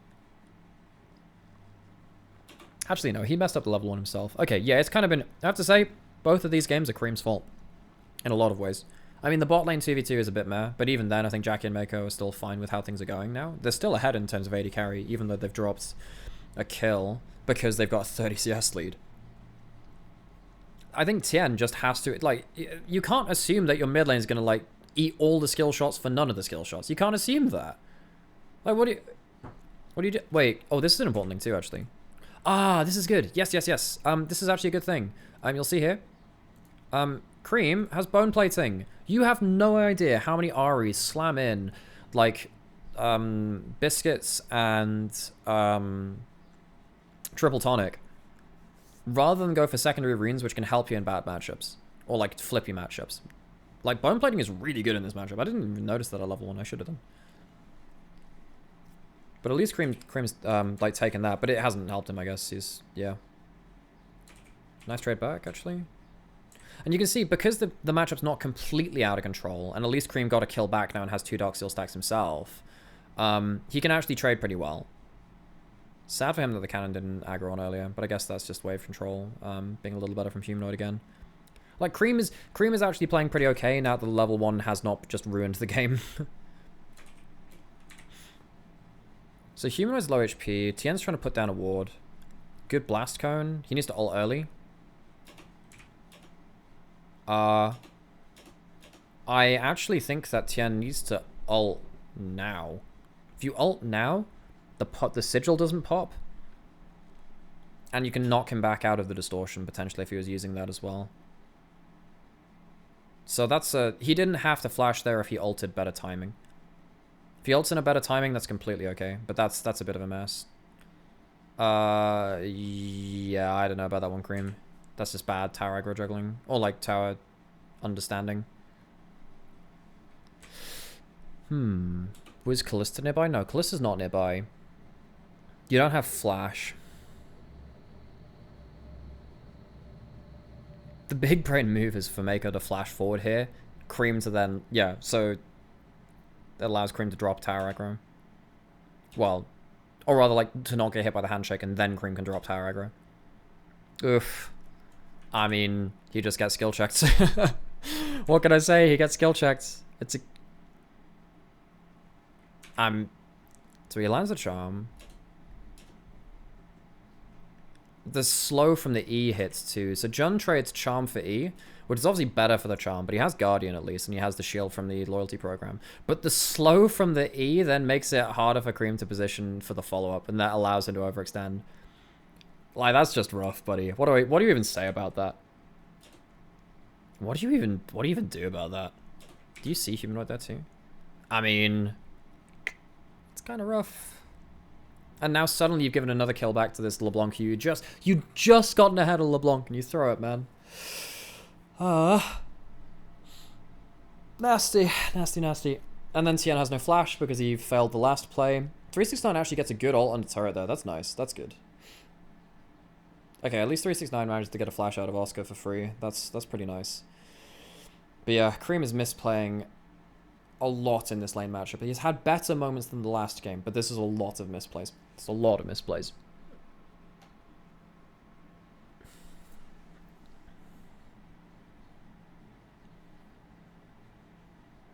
John was MVP of this game? Yeah, that's 2 really clutch handshakes in a row. He's playing out of his mind, man. But now, because Tien died... Wait, why... Hang on. So, Tien died in topside.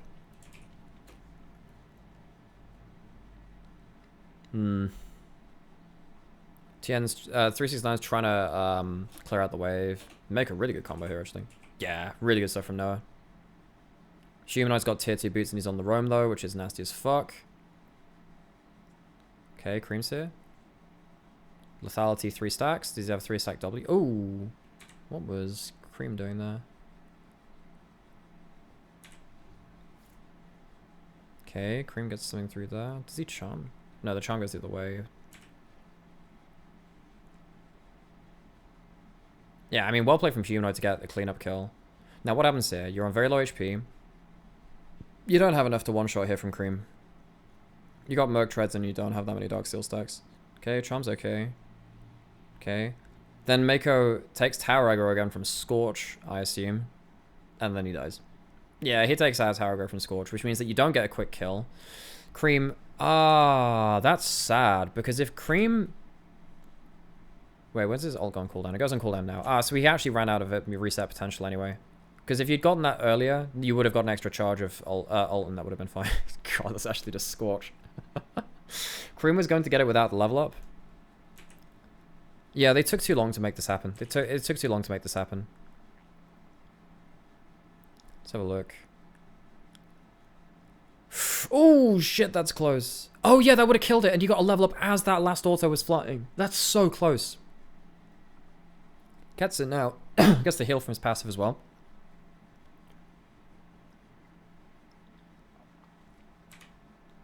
I think Tien makes a mistake again by not... He auto-attacks before he ults, which means that a Humanoid keeps getting to do damage for him. I think Tien needs to, like, actually just ult early. And if you ult early and try and cancel the distort, that's maybe a way you live. I don't think it does, because I think the chain procs anyway. I think he's dead anyway. Maybe you even just don't ult then at that point, because you know you're probably dead. Razok, while all this is happening, is happily taking grubs. Humanoid sticks around even longer. Gets a freebie onto Mako. And now suddenly Humanoid is like absolutely unreally fed, even compared to the last game, thinking about it. He's got a lot of extra gold. And this is a game where you have such a strong 1-3-1 and both your side lanes are now ahead. So you need to, like, I think that in a 3-man unit, when you have the Varus, Rumble, and the Shinsao, I think that the 3v3 still works for top esports. But unlike the Lucian Nami, much harder to force plays. Much harder to force plays. If you had something like a Maokai, it'd be much better.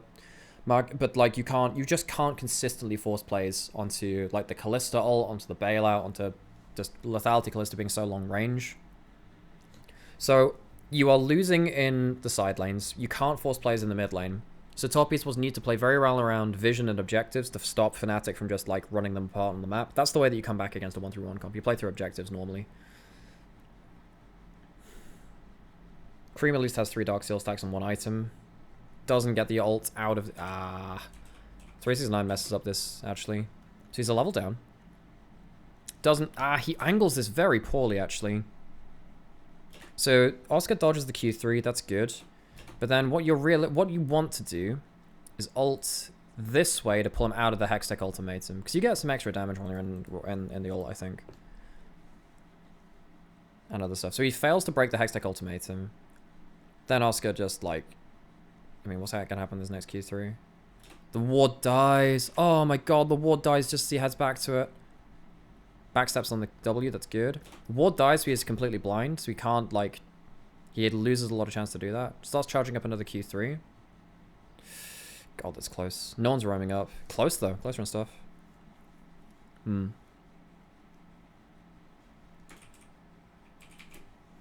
was a fun 1v1. Even from a level down for most of that for 369. You now have Ludens and Boots for Humanoid, so he is very strong. This is arguably the strongest point in the game for LeBlanc, actually. I think 1 item LeBlanc is disgustingly strong. Okay, he walks up and just spots that Krugs are up. So he times the camp.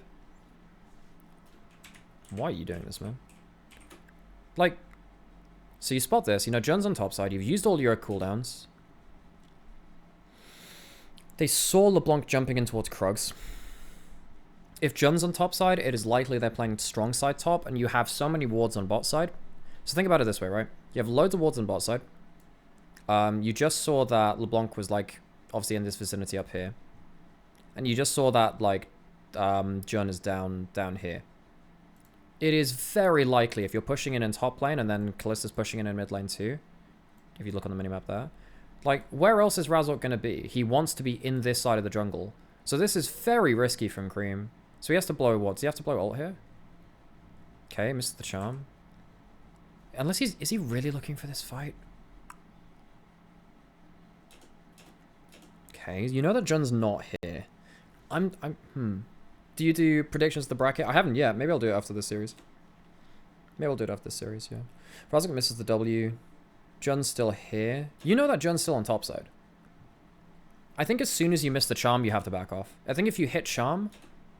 you can make a play. Even then, Razork has flash and ult, and it's unlikely to work out. You don't have all out either now from 369. But this is just way too far. You've overstayed. You don't have ult now. 369's been baited in. Yeah, this is a really good TP from Oscar, but this is an overstay from top. Honestly, it's an overstay from Cream. As soon as you miss that charm, you back off. You have to back off. And, like, Jaculov can't impact this fight. He can't. He can't impact this fight. He wasn't there in time, and top esports, like, they overstayed. I think if this game becomes about the poke Varus, there are a lot of people that poke Varus can do a lot of damage to, because there are no tanks on the other team. But I think top esports are getting really frantic now, and they're misplaying a lot of plays. Like, a lot of plays, actually. Cream moment. Also a micro thing for Dari here. You'll see it in the fog of war. So he dodges out in the queue, that's fine. Got something here. Because he doesn't dash into the brush, he doesn't see LeBlanc, so he doesn't get any ult damage onto LeBlanc either. And then that's a bad charm. I mean... Yeah, I mean, that charm I feel like is pretty easy to hit because there's a lot of walls to line it up with and go parallel with. Seems Madden should just burst Viego. I mean, I think if you don't hit the charm, you just back off. And top esports are not able to use the Varus. Partly because top esports are not choosing to play towards the Varus. You're not pushing, you're not like surviving sidelines. I guess because you're losing push in both sidelines, it's very hard to play around the Varus. Because Varus can't safely push in with losing sides. If you have losing sides, LeBlanc or Camille come in from a winning side lane and kill you. So he needs to be very careful. You have Herald. Push down that, easy enough. Only 3 grubs, but that's enough. This, this is awful, by the way. This is really, really bad. Gurubaran, thanks for the flag, appreciate it. If you listen to the voice comms, Jaculov is super frustrated all 3 games. I haven't listened to them, actually. That sounds very interesting. So right here, let's have a count of all the cooldowns which Humanoid uses. Okay. So he Qs, he Ws. He ults, and he chains. He has used every cooldown. Every single cooldown. He won't get Distort up again. He won't get the Mimic up again. He can get Distort, but that's fine. The thing is about Ahri is that if you trade ult for Distort, so for instance, like if Ahri jumps forward, LeBlanc can either jump back or they can jump forward and then jump back. You can dodge out a lot of skill shots and you can get away from the ult. Watch what Green does here. So he's used all of his cooldowns, misses the Q, ults late, charms late. You just ult straight at him. If you ult straight at him, there's nothing that Humanoid can do. Misses the Q both ways, misses the charm, misuses his ult. Cream, this is... You will never get an easier Ahri versus LeBlanc 1v1 in your life. And he misses everything. This is mechanically much worse than what he did in early lane, where he walked back into his tower and he died, instead of walking towards bot side. This is one of the worst Ahri plays I have actually seen, in a lot of ways, given the quality and the caliber of the player. Like, Cream is so... He must be so tilted, because that is the sitting play for an Ahri. He used every cooldown. Every single cooldown. Ridiculous. Ridiculous, man. That's really disappointing. And now, because you've not managed to take Humanoid off the board, he can go wherever he wants. He just so happens to set up mid lane. He could have teleported as well. Jaculov has to back off from mid turrets. Likely would have had to anyway. But this is just... What a tilt game from top esports. Like, Humanoid just walks away from that laughing. And now you have your ult back up, but like you're not winning these trades, you know. And you can see that Cream is actually losing like half of his HP on top side as well now. 369 is pushed in. If you don't win either side lane, what can you do as this Varus? And the Varus is the strong point of the team. Like, JackeyLove is the only... JackeyLove and Mako are the one point that are of strength for top esports right now. Can APA gap Cream? I don't think he can. I think APA is not someone who plays through wave states well. I think that he waits until mid-game until he affects the game. I think Cream is much happier playing against APA than he is against Humanoid. I think Humanoid is a very good laning mid laner. Okay, what's happening here? So, what happens here? So you do have your ult, misuses the Q. You have to hold your Q in this matchup, I think. TN, this is another messed up play again. TN is charging up Q, 3 Talon strike on these minions. He dashes in, he gets a free knockup. Cream uses his charm before the CC and misses it.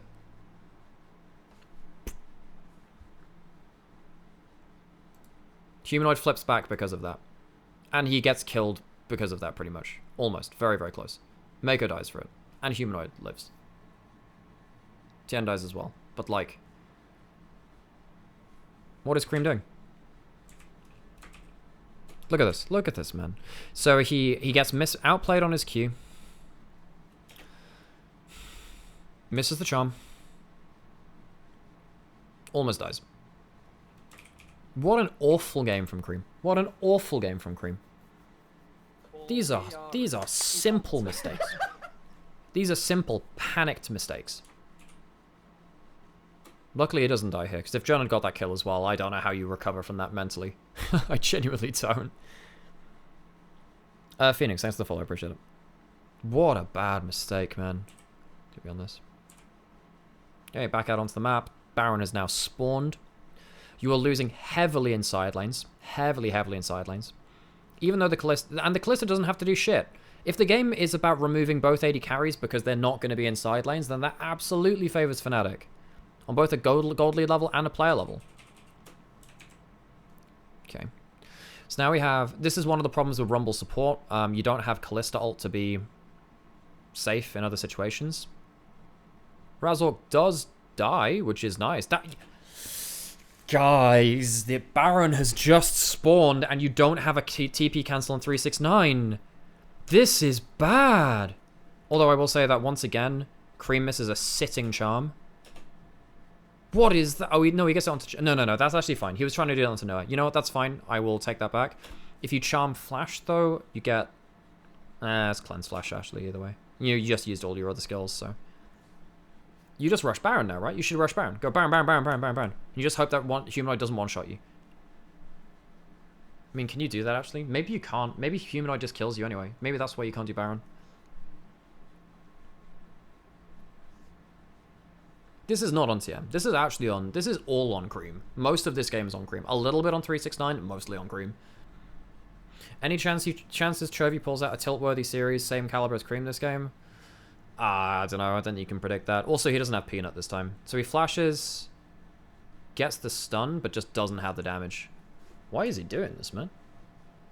Humanoid's not here. Camille's not in range to follow up either. That's a bad mistake by Razork. That's a bad mistake by Razork, actually. That could genuinely throw the game. If Noah gets caught badly enough here... if Noah gets caught badly enough here, that could end the game. I think that might be enough of a damage deficit then for top esports to walk away with a Baron.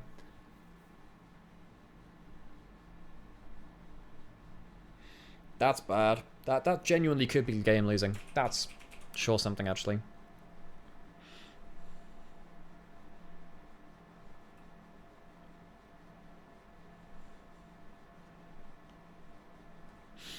It has been a bit of a sour cream game.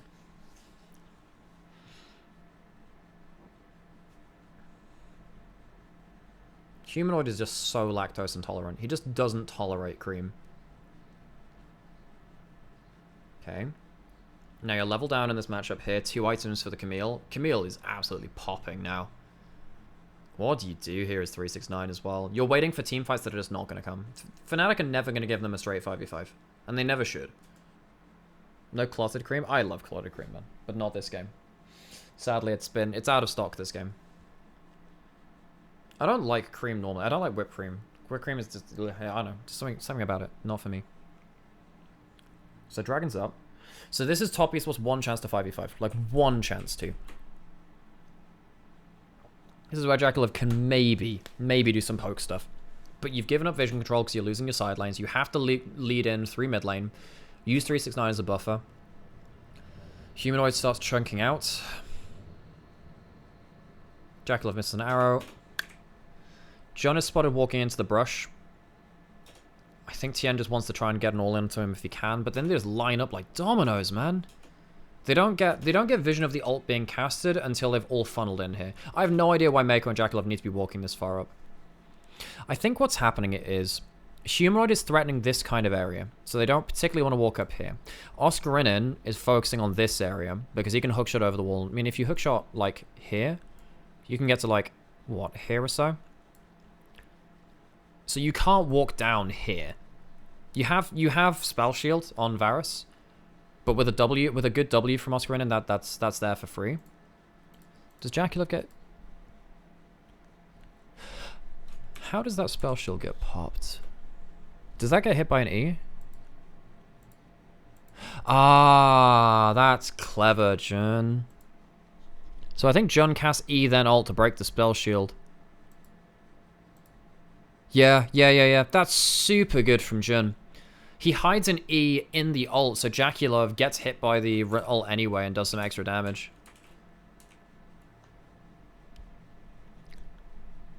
Yeah, that's super good. And he does like a truck ton of damage to Mako.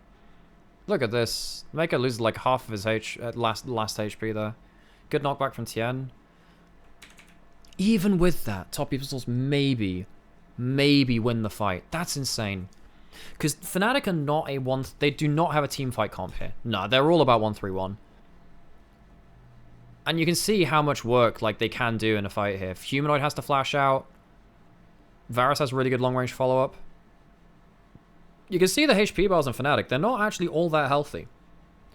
So the fact that Fnatic, in the one time they have to 5v5, come in with really good advantages, really good vision control, and Jun pulls out just a monstrous ult, that almost... Yeah, that's the way you win a fucking team fight, folks. But, you know, this is a heartbreaker for top esports, because they have, like, one team fight in this entire game right now, and they've lost it. And now they're just going to go back to being hammered in a 5v5. Top esports are losing side lanes so hard, and Jackalov can't push up for free, that they can't even go towards Baron. They're trying to Baron bait because they know they need to bring Fnatic to an objective. They need to.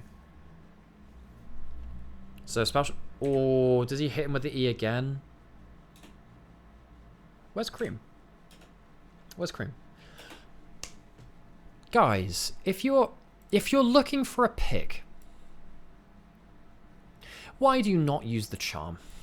Why is Cream not here? You have a ward here already. You don't need to be stood here. You have a ward, this spots out enough. Why is Cream not here? You have no cholesterol, so it's not going to save Jun this time.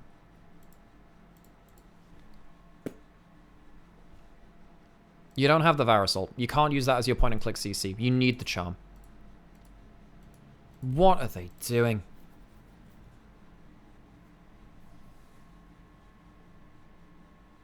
And it allows him to lead with the E, blow the spell shield from Jackalov again, hits him with a mother of all handshakes, and he's in a really bad spot now. No flash, no heal. He uses that just then, and it kills him. What is Cream doing? This is Cream again. This is actually just Cream again, folks. He needs to be there for the charm. He needs to be there. That's their one actual hard CC there at this point. Unless you get the 3 talent strike charged up. You can't just do that out of brush like that. Oh, Cream. And then he ends up dashing into the Camille stun. He has flash as well. Like, he did not need to do that. I think actually... Wait. So, does he see Oscar in there? Yeah, he sees Oscar in there. Like, Cream actually should never dash this way. He should dash over this way because it's further away from Oscarinin, and then he can get over in a turret from there. He has flash and he has ult. There is no way Cream should die here. God, what a bad ult from Cream. Oscar completely mind games him. But he can flash ult onto Cream anyway, so it's like he has a lot of tools to catch him, but Cream makes it easy for him. What a couple of couches from Jun. He blows the spell shield so easily, but honestly, a lot of this game is on Cream. So much of this game is on Cream. And the thing is, top esports have very, very... Oh, sweet. Hi, Fish. 5 stream streak. Thanks, Harold. I appreciate it. That is poor from Cream. I've never seen him tilt this much individually, ever. Even when he had that Kai'Sa int last year. He was carrying the game up until that point, by the way. In terms of the game which got them knocked out of playoffs. And you know what? Oscar Renan's having a great game. Oh, also I say this all the time, by the way. But wait, I'm gonna say this. This wonderful person here, they're called Anissa. They're great. I used to work with them in university esports back in the UK. Like, Anissa's great. Also, this is Nightshare, twin of Freeze. Apparently, yeah. So Nightshare, when he's out in Berlin, sometimes wears Freeze's merchandise. And then people are like, oh my god, is it Freeze? And it's like, no, it's Nightshare wearing Freeze's merch. Yeah. I like the Fnatic staff. They're good. They're a good bunch. They're a really good bunch.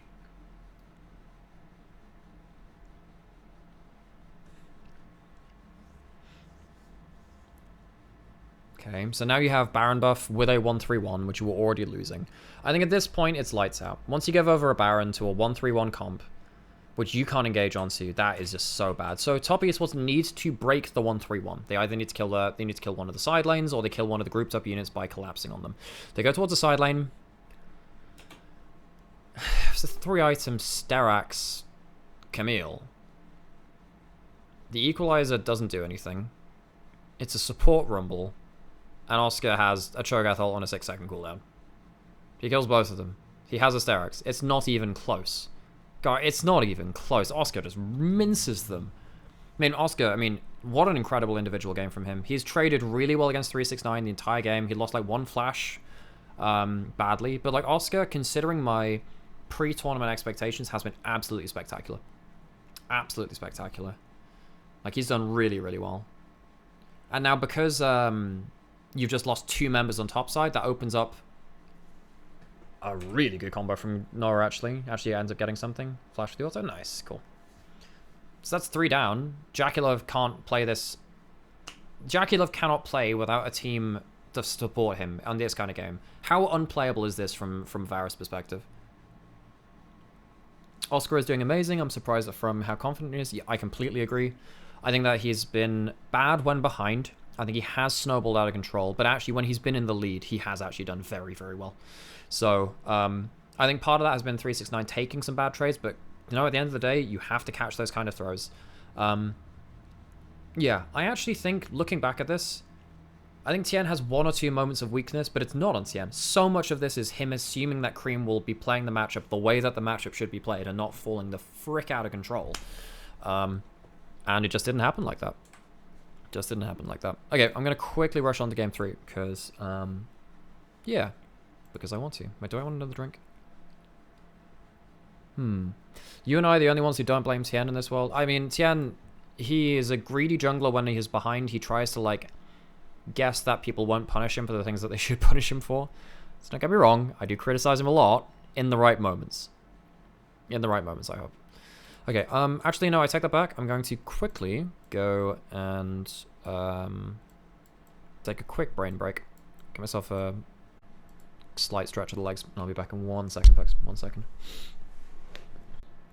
Alrighty, folks, let's get into this last game. Top esports Fnatic. Fnatic had a really good 1-3-1 performance in game 2. However, Cream really buckled under the pressure. And funnily enough, I actually don't blame Tien for much, if not any of that game. I feel like a lot of it came from some bad trades in solo lanes by Top esports. So we're going to the third game. Top esports are back on blue side. They ban away the Kalista themselves. I think there has been quite a few Kalista blue side bans. And they ban out the LeBlanc finally. So they finally ban out the LeBlanc to say, look, do not want Humanoid kind of setting up a 1-3-1 like this, and also threatening Cream in a lane matchup, which obviously he's not feeling very comfortable with. And they ban out the Vi themselves too. Lane pressure coming out from here. There's Senna still available. Senna, Varus. Callista's already gone, so those are the two which you've got. The problem is now is that you are likely to have like another kill lane carry from Jackalov in a bad way. Ban away the center. So what are we doing? Varus or yeah, I guess we go for the Varus, right? Easy first pick. Alright, so that's the easy one. Then there's the chance of Nautilus later. You can either go for a Nautilus lane now from Fnatic, but the problem is I don't trust Noah in Nautilus lanes. I don't think he is I don't think he's successful enough on aggressive champions to make that Nautilus pick work. And that's quite concerning now for Fnatic. So you might have to go for some... I mean, what else do you go for? Yeah. They've self-counterpicked. Zaya's awful into Varus. It's a good pick for Noah, but it's an awful pick in this game. Like, what do you get outranged, you get outpoked, you get no lane control. Xayah Rakan's okay. Obviously, it's good as a duo, but now the problem is you get counterpicked as Rakan as well, and a lot of the lane partners which are good with the Varus are very good into Rakan. I mean, you could go for the Rumble again, just go for the level 1 poke, and then just make sure that Noah and Jin can never play the game in terms of, like, never having HP to play through laning phase. You can go for Renata. Renata's always been good versus Rakan. You could go for Nico. Nico's pretty good for that. So at this point, yeah, maybe you're looking at a lane swap angle for Fnatic. Maybe you're looking at a lane swap angle, because this is an awful laning duo. You can go for the Demolish there, but I think if you go for something like the Varus Renata, they're really good at hitting turret too, because you get the bailout for the extra attack speed. Like this, yeah. So the Xayah's going to be really... Even then, even if you get towards mid game, I feel like Varus is really good stylistically against Xayah Rakan, because the Varus ult is really, really good against Rakan and Xayah anyway, and like... Trading skills for skills is just not great for Xayah, because her cooldowns are longer on the whole. She doesn't have sustain in her kit either, and it's a very pokey champion. As soon as you get out of the lane swap and into a mid lane kind of contest, it gets pretty bad. Oh yeah, and you could go for something like the Ashe as well for the Varus too, for sure. And now we have a change in the mid jungle. So this can be Maokai support. I don't think it will be, because this is a really good mid jungle specifically for LPL. LPL last year was absolutely high on the Maokai Tristana. Because one of the big things about playing AP champions in jungle, that does include the Maokai, technically, particularly when he was played more in AP, so you need AD mid laners. Most of the reason you don't see a lot of AP junglers is because mid laners aren't good at AD champions. If you think about like the AD champions which are typically played mid lane, a lot of them take a lot of practice which mid laners don't really want to use. I mean, you've got champions like Akshan, which you can play mid lane. Very, very hard to master, though, especially if you're to a level in pro play. You've got AD assassins like Zed and Kiana as well. Very, very hard to play. You kind of have to be kind of one-tricking them to play them to a pro level. Well, not one-tricking, but you have to like put significant time into them. So you're kind of left at the end of the day with... I mean, you used to have Lucian. You don't really have that as much now. Better in top lane than the mid lane in a lot of ways. There are some matchups in top lane which is pretty good. So you're basically left with Tristana and Jace. And they were two huge picks in the LPL, particularly with Tristana having pushing power and having a lot of mobility. Double AD carry plus Maokai was typically a thing that EDG played last year with the Uzi lineup. But also LNG with Gala and Scout, very, very good at this. Scout was a very, very good good Tristana. And JDG would also play the style sometimes too. Less so, but yeah. So now you have a really good non-committal go button from Maokai, and you can't play 1-3-1 against a Maokai. The saplings give too much vision, and if he wants to start a fight in mid lane with his ultimate, he's bloody well going to start a fight in mid lane with his ultimate. So now you have to think, okay, what are you going to play into the Tristana? So Humanoid is likely looking at something like Talia for the anti-jump. We've seen that a couple of times in plans already, and we can see the Orianna too. I think mages are pretty good versus Tristana. Weirdly, because Tristana was picked into mages first anyway. That was like her history. She was picked into Orianna first, I think. But that was back when Orianna's level 2 was really not that good. Azir for range. I think Azir can struggle into the Tristana because particularly early levels, Tristana jumps over Azir's soldiers, and he can really struggle to deal with that. And he doesn't win the lane shove race ever since the soldiers' damages was hit. Later on, Azir can be okay versus Tristana, but Tristana, I feel like, pretty much always wins that. I think Talia can like take a good combo, proc phase rush, and run out before the bomb causes too much damage. So I think Talia is typically better. Plus the semi-global can kind of help her catch up to the Tristana if she shoves and roams. Yeah. Talia isn't even that bad. No, Talia's fine. Talia's fine. It's a good matchup. But you are going to lose push. So now we have Fnatic banning out multiple supports from Mako. They ban out the Rumble and they ban out the Nautilus. We did say that Varus Nautilus was very strong, and the Varus Rumble means you basically just can't play the game. Now, Mako is one of the best Ashe players in the LPL, which is a problem.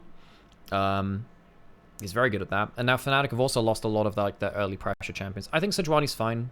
You can maybe go towards a Renekton last as well. Unless 369 wants to take away the Renekton, and therefore you're kind of forced to play the Cassante.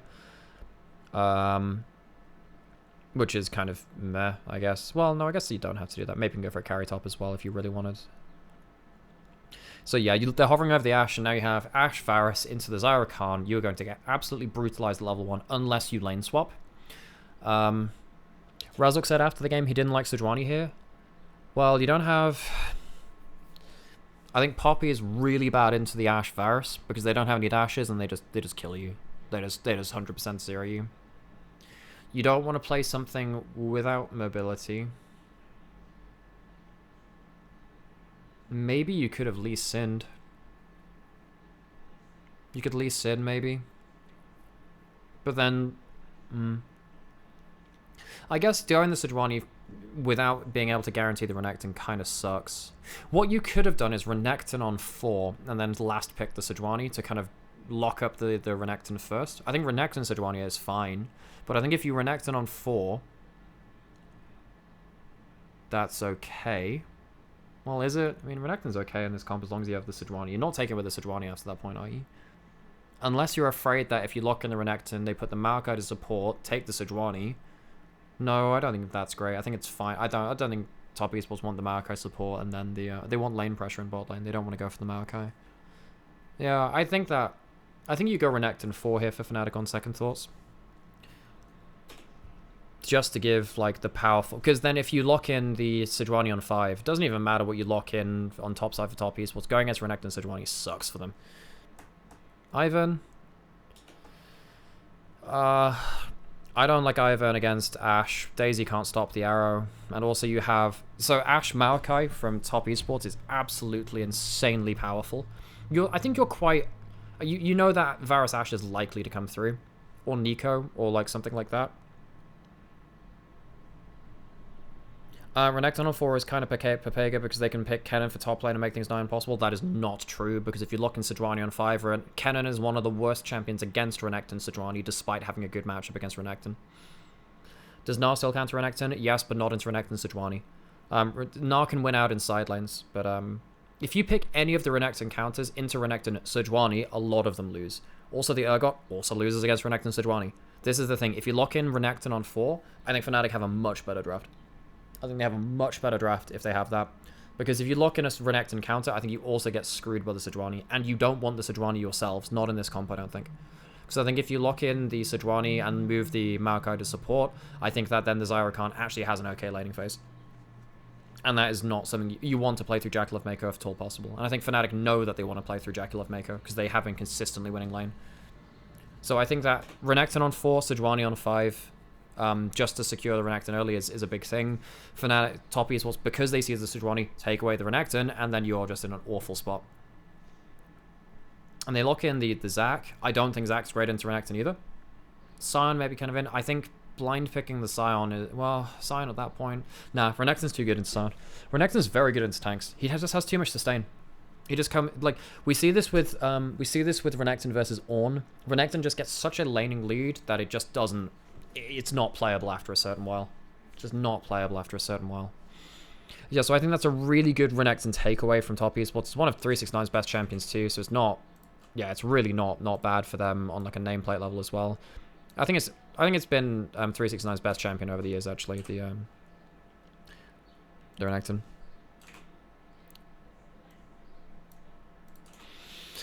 Okay. So, are we going to lane swap? Top esports are preparing for a lane swap by putting Jackie and Mako in top brush. And this is a thing that this is what we saw against BLG. BLG Top Esports had this as well. Where you put the ward down early to spot someone walking in towards top side. They have a ward. They've got 2 jungle entrance wards. They have 369 phase checking up here to not give any information away that Jackie and Mako are on top side. Is Tien starting saplings? No, he's not. He might be forced to flash by Jun. I think that Tien was maybe trying to reaction Q there, but he gets rid of the Sejuani passive. They're going for a big old invade on top side, but Top Esports have massively sniffed this out. Really good preparation for them. I think they see these lanes and they say that Renekton is worse in a lane swap than Zac. Zac's actually very good at picking up XP under turret because of his passive and then because of his sustain. You're avoiding the Ashe Varus, and it saves the Xayah. So this is quite a telegraphed lane swap. So Top Esports, like, they completely collapsed. Oh my god, this is not looking good for them. But then Cream... Yeah, Cream, buddy. He starts W. He starts W, and then he fails it anyway. Oh, Cream! There is no way you should get caught like that. You have blown 3 flashes for it. Now, if Top Esports can secure standard lanes, I think this is okay for TES. I think Top Esports are completely fine with getting standard lanes after this point. Also, Jackie gets some XP off of that mid-wave.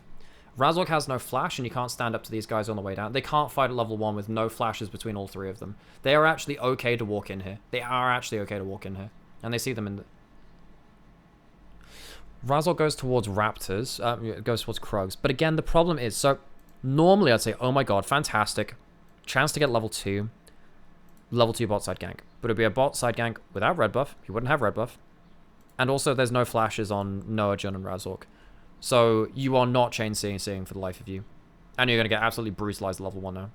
Mako should not take a tower shot there. That actually makes things into question. Now Fnatic know that Tien's on bot side of the map, so he's not starting on top side. He's starting on bot side. He did himself Raptors first. So Razork has level 2, but you can't fight like level 2 in this bot lane either. There's too much HP on Jackie. Like the E, if he lands an E, so for instance, put it this way, right? If Razork could walk down here and Jackie lands an E, how do they get into the play? Because you don't have flash to flash out of the slow field. The slow is enough to cancel that play.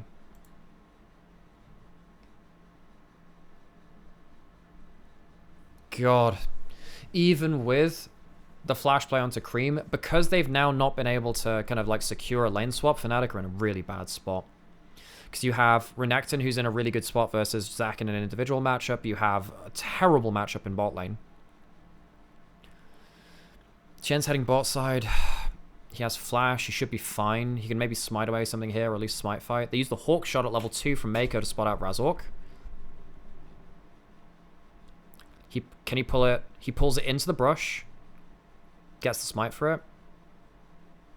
He has red buff. He has double buffs. Razork has no buff, so Razork is in a really bad spot. Forces Razork to a really low HP. Tien doesn't step onto the blast cone or into range of Humanoid. Really good trade. He can now go and walk over to Raptors, onto Wolves as well now. Okay, so really good early pathing from Tien. Immediately rushes towards bot side, helps his bot lane push in. There is no way that Razork can help top side, so the only lane he needs to protect is bot side. Because Tien knows that Razork will want to affect bot side, can't affect top. 369, not even looking to necessarily fuck with Razork here, just looking to get vision on him. So they spot that he's on the Raptors, remove a vision plant from them as well, so they can't use it. Tien is underrated this series, as crazy as it sounds. Absolutely. I think that, given the fact that people are slamming Tien actually has a pretty good series considering the state he's... Well, Game 2 wasn't good. I think Game 1 was fine. I think this one, the early pathing is fucking great. Really good. And 369 puts a ward down on Krugs as well. Tien has full information, and there's a sapling. You can also see this as well. You have Hawk shots, and then you also have the sapling in here. Like, having Malachi Ashe on the same team is just not fair in professional play. The vision control is absolutely absurd. So now we have, Razork's going to be spotted whenever he turns up towards Krugs. Great vision control into the enemy jungle. Razork just is playing second. He's just playing responsive to Tien now, which is really sad. Yeah, what does Razork do? And that's such a big thing because... Ooh, short jump. Has 369 missed? Oh, it's because he hasn't killed the cannon. Because that's where he's missing a load of XP. Okay. Gets the empowered Q after the... Oh, shit, that's close. I don't think that Oscar needed to flash. He already had the auto, and he didn't have W. Surely he just kills. That's bad from Oscar. Oscar should get a solo kill there. And 369 is laning really poorly this series. Because, you know, he has no rage. He has no cooldowns. And, like, Oscar... Wow, I mean, 369 is really playing quite poorly in terms of lane right now. His team fighting's been good, but really, this laning phase has been really awkward.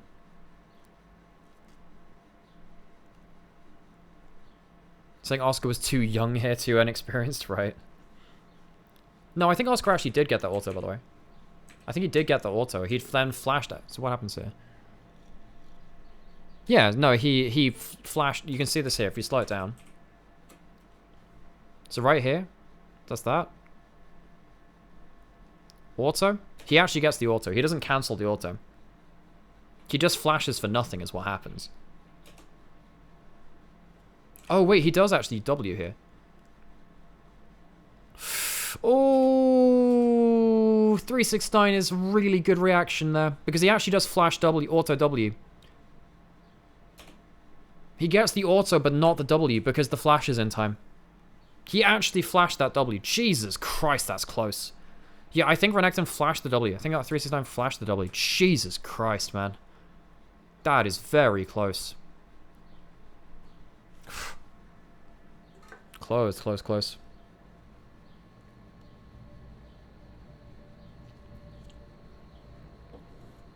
Okay, but now bot lane is already in the shitter. Jun doesn't have flash, he can't force plays like that. They also have heal if things go too badly too, heal and cleanse. This bot lane is now in a very bad spot. You don't have flash on any of your bot 3 member in terms of like jungle and the bot lane. They can't force plays to stop Mako and Jackie Love kind of having this lane lock now. So that's horrible for them. Right. So Razzle on bot side again. Cream teleports back in, he has a cull. But like realistically what can you do here? You don't have flashes against heals and cleanses. You don't do anything here, do you? You've got a red buff and that's it. Yeah, Razork has to back off. There's nothing you can do. They sniff it out. Because the body language of Nara and Jun cancel a recall. They're stuck in laning phase still. They don't get a good back. Tien's on bot side now as well. Yeah, it's because they walk forwards. And they know that he's likely on bot side because Tien's heading down there too, I think. Okay, Krim gets a good play.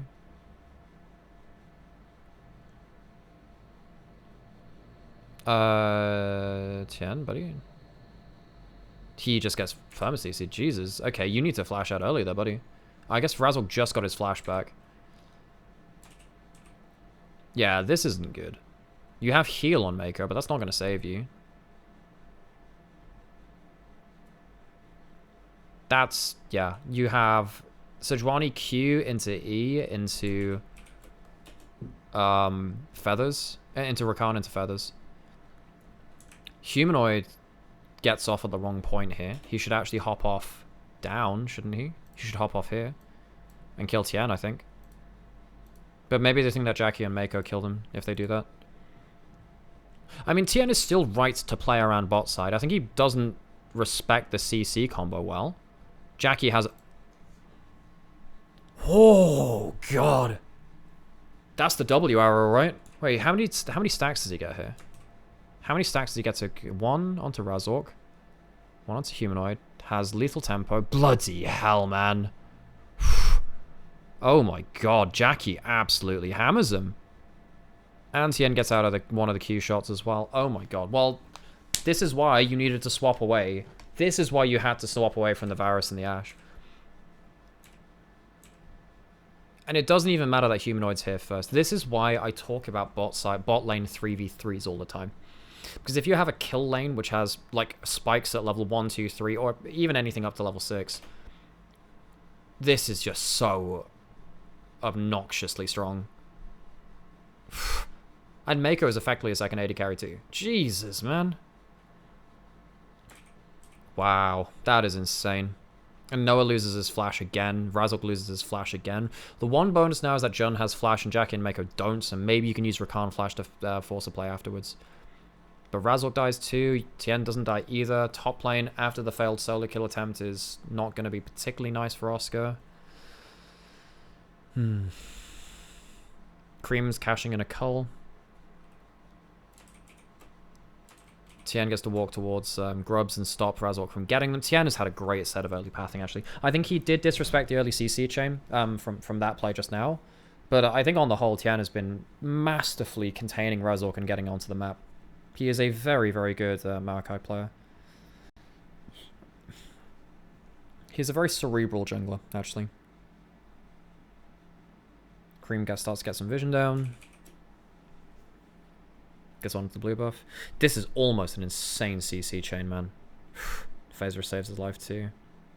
Holy moly. What a W arrow. And then I think Humanoid messes up by not going for Tien immediately.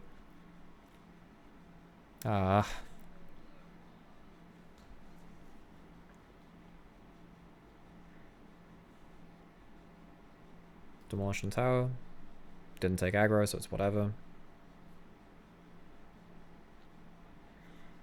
Oh, you do have level 6s and you don't have cleanse on Ash.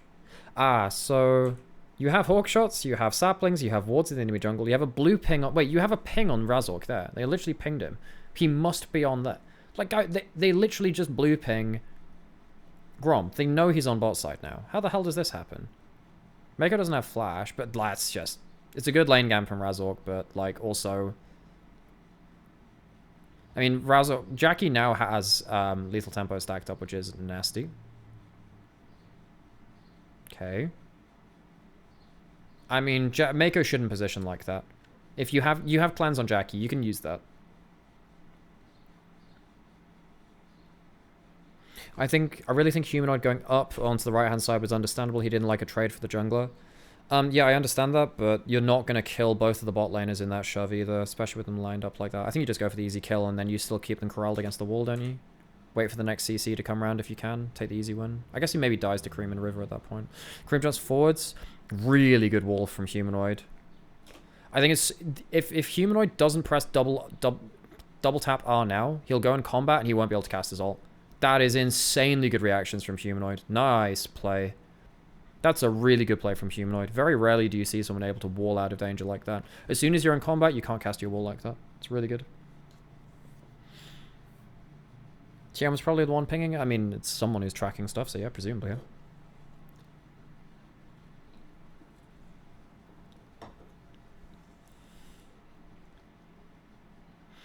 And now you have 3 grubs, you have early dragon, you have early kills. Big advantage in bot lane. Big advantage in bot lane. You have almost a full level lead on AD carry. They are so chilling. Yeah, I mean, Mako shouldn't be walking up like that. It's a rare mistake from him. Mako's actually been playing very, very well. I think Mako's on the short list for best AD. I think Mako is the best support in the LPL. I think he's fantastic. I think On is too inconsistent to have that title right now. And I think he's up there for best support in the world as well. I think he's very, very talented. Okay, yeah. And now you've managed to upkeep your vision control. You're pushing in mid from Cream. Humanoid can't stay around to do anything in mid lane because he was just forced to like ult out. His ult's down as well, so he can't respond to anything. No cleanse available for Noah, but... Well, then John obviously doesn't have it. Does he have Merc Treads already? He has Merc Treads, so it's good for him to tank this, actually. It is important that he tanks it, because if Noah tanks it, he dies, I think. That's good from John. That was a good set play from top Esports. Shame it doesn't work out for them, but still, good that he will look for it. Okay, using the bone plating to tank the E. That's fine. Ooh, what's happening here? So Tien still has phase rush. He has ult. He can ult in Wonder. I actually think he should ult behind him right now. I think he needed to ult right behind him, actually. Cream can't jump back into River. Because this is the push and pull between jungler and lanes. Because if Mako and Jackie... Well, they're trying to clean up the wave in... They're trying to clean up the wave. They don't have Ash ult anymore. I think Tien just needs to ult behind him, doesn't he? Just ult behind you and get something done. He thinks he might be able to stop a close range Rakan W if he does that. I think he's trying to mind game it. He has flash as well. I mean, I think you probably should just flash out there, mate. I think you just gotta flash out. That's disrespectful. That's a mistake from TM. That's a mistake. He was very disrespectful there. He has flash. You can ult behind him. Either of those is fine. Yeah, that's a mistake. That's a mistake. And now Jun still has ult because he didn't have to use that. Good double flash. Very good double flash. Mega doesn't have ult anymore, at least. Okay, and now this is where the matchup turns in mid lane. Once you have Merc Treads for Cream on the Tristana, even if you jump through the minefield and Humanoid gets that in time, the stun doesn't last long enough for you to not get auto attacks afterwards. So he gets the double jump because he resets it, the extra damage from the W, Buster Shot, nice stuff, Cream. Actually ran out of mana, I think, for the double. Oh, no, he didn't. He just about gets it. Really, really good. Really good from Cream. I think Humanoid really disrespected the fact that Merc Treads changed this matchup ridiculously well. Because if you don't have Merc Treads, Tristan jumps into the E if you win that kind of like reaction check. You can shunt him back if you want as well, but either way, you just like press your Q, auto him, walk backwards with a phase rush, eat a free trade when they don't get to have like their big bomb trade. God, 50 CS lead in bot lane, Jesus. Noah is just not good at playing under pressure in bot lane. This is one of my big problems with not G2 heading to international events as a bot lane. Because no one besides G2 plays like skilled kill lanes well. And now you've got 369 who can literally just mess with Razork. You know that Razork is not bot side because he's seen on Grubs by 369. Humanoid just died in mid, but he can wall bot lane. This could actually be quite bad for top esports. Cream, did Cream just teleport mid lane? Yeah, Cream just teleported mid lane. Humanoid has ult and TP. I think this is disrespectful from TS, actually. I think that Humanoid can actually get a really big combo here. Jun, I don't think you want to double tank that ult, do you? Why do you both get hit by that? Okay.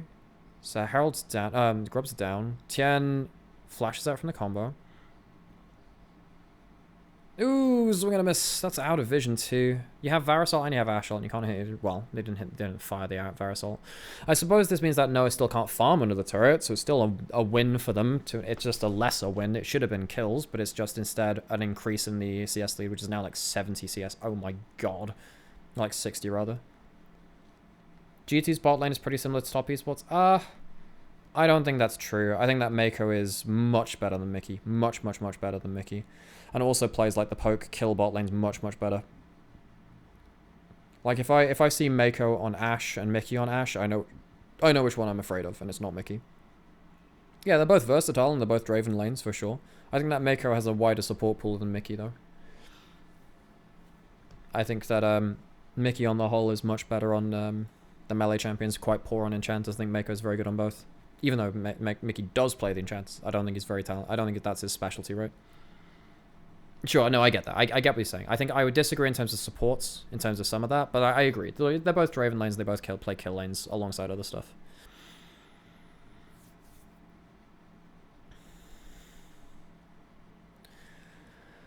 Okay, so you now have bot lane, which has been taken. Bot lanes have now moved into mid lane.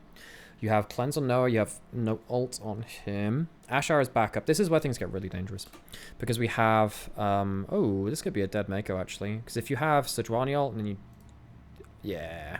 Oh, he's just out of range of the Rakani. And Noah's in a really bad spot too.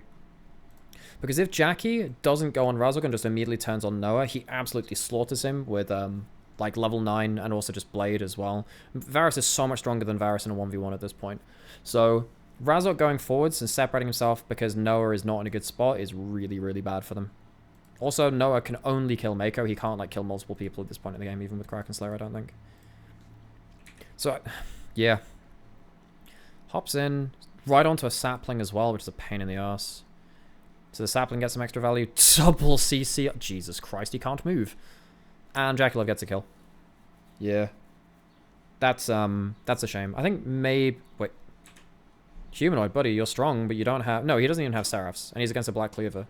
Yeah, that is not it, Humanoid. He's completely disrespected him. He has Flash as well. Yeah.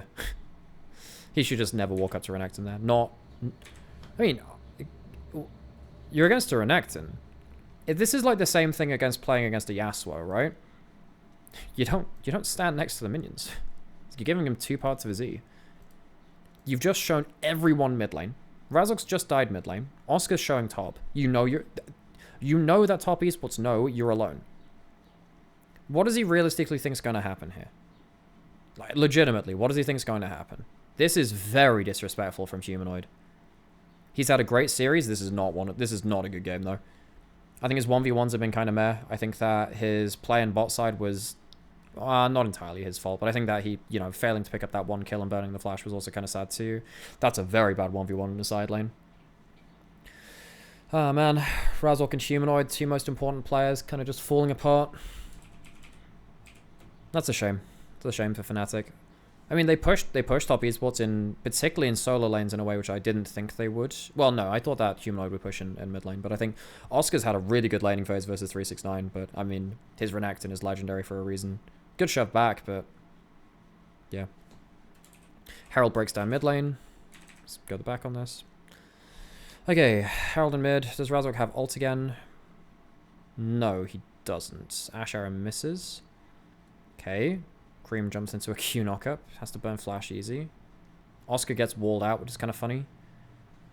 I mean, I think if Oscar completes that teleport a little sooner and can get onto Cream as he lands, I think this could be a 1 fight. But the problem is you're still playing into Jackalove's Varus. Like, you need to kill the Varus at this point. Varus is the most powerful person on the map. Varus is so strong at this point in the game. Especially in this kind of comp, right, where you have to dive in melee with... This is one of the worst things. Like, yes, if Varus has flash, you can avoid... If he doesn't have flash, Rakan and Zac can get onto him quite easy. But if he has cleanse and flash, how do you shut him down, Okay. So Fnatic swing and a miss. Tower's a freebie. Ooh, that's a tight slice and dice from Renekton. Ooh, that's pretty sweet. Nice. Quickie.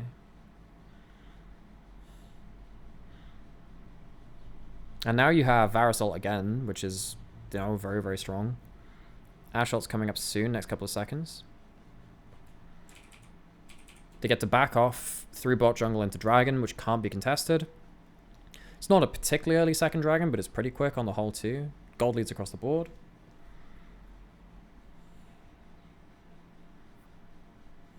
Umbral Glaive picked up for Mega. That's a huge moment as well. Where's that going? Nah, whatever. Yeah, if that hits, then Noah's burning cleanse for free, which is very, very nice.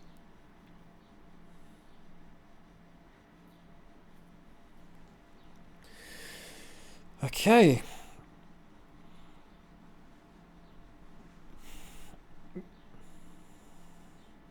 So now we're looking at, again, Varus setting up shop in mid lane. Every time Ashe ult is on cooldown, it's is available, it's a big problem. Now, because top esports, they took a big reset after Dragon, because they spent the time on Dragon, Fnatic have the chance to make the next play, while top esports are still getting back to their lanes. Cream has only just showed up top lane. Jackalove has only just shoved out mid lane. They can't move very easily. Mako's uses arrow, so that's down. So they get a chance to go towards bot lane. Not hitting that ult sucks. He doesn't have flash. Pops his ult. 3-man Q. Is that 3-man? Let's see how close this is. Is this a 3-man Q or a 2-man? 1, 2. Oh, it's a 3-man Q. Extra 600 HP. Yikes. So he gets like the whatever extra couple of hundred HP from ults. Then he gets another couple of like 600 from the Q. So he's basically got an extra, call it 1,000 HP from that. Tian gets right onto Noah, who cleansed. Does he cleanse late or does he cleanse early? No, he cleanses in a good time. And because of the amount of time bought by the ults and the Q, it means that Cream can get into the play. And you've already used cleanse and flash on Noah. Jun's already used his ults. You've used your W. You've used your E on Noah. Oh no, the ults just come out now. Noah's just so dead. Resets. There's one jump. He's got to reset now if they kill Zac. What's happening in the rest of this part? What's Jackalove doing here, actually? How did Jackalove... Oh, yeah, Jackalove just works, and he doesn't have something like Ghost, but... Asher hits Razork as well. Yikes.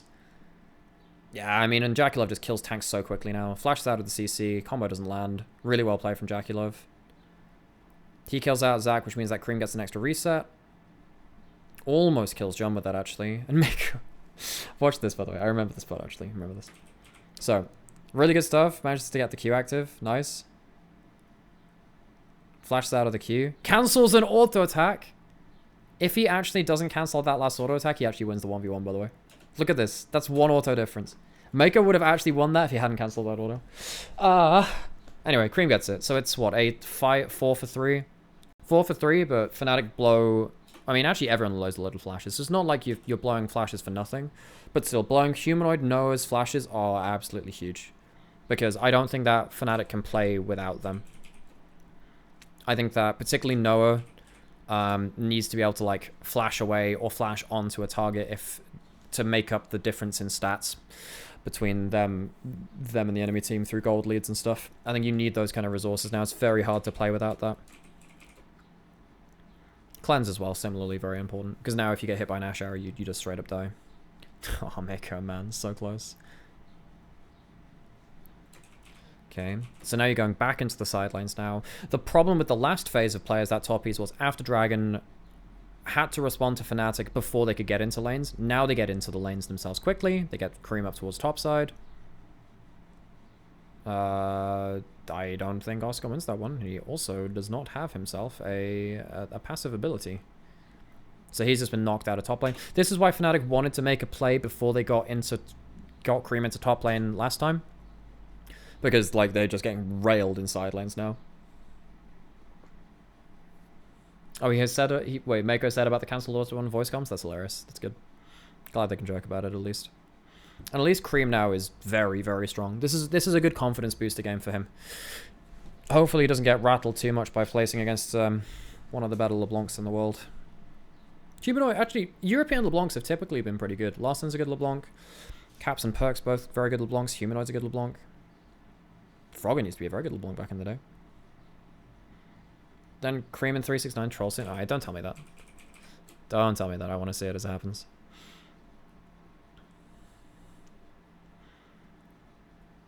Noah's got himself 2 items, has himself some cooldown reduction now. Oof, very close. Okay.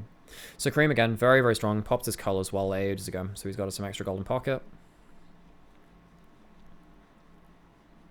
Jizuke LeBlanc, yes. Jizuke LeBlanc's a good shout out. Yeah, I forgot about that. He was good. Pepinero was a decent LeBlanc. Peke was a good LeBlanc. Kerp was fantastic at LeBlanc. Jizuke doesn't have a team? Yeah, he should definitely have a team, for sure. He's a good play.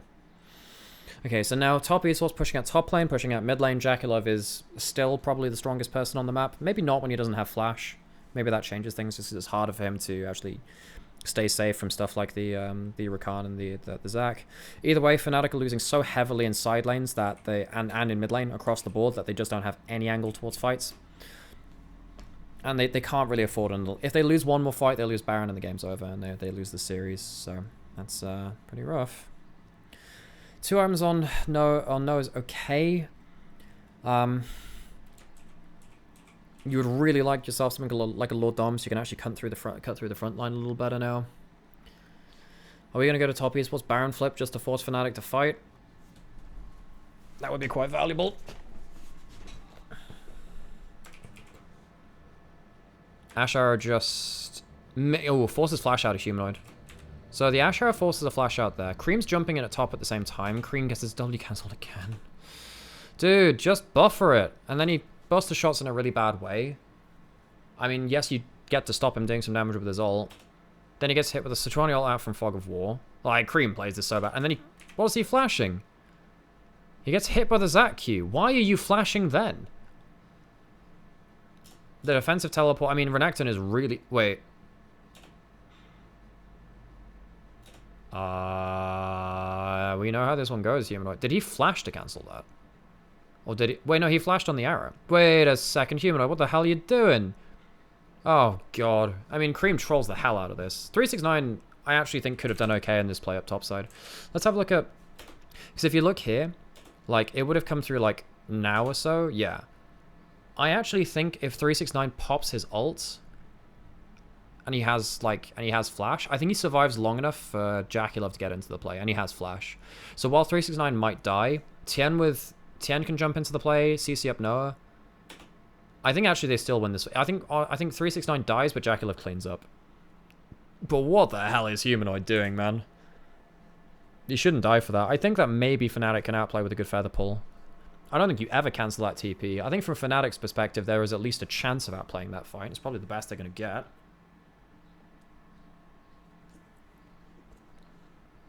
No, he flashed the Ash Arrow. He flashed the Ash Arrow.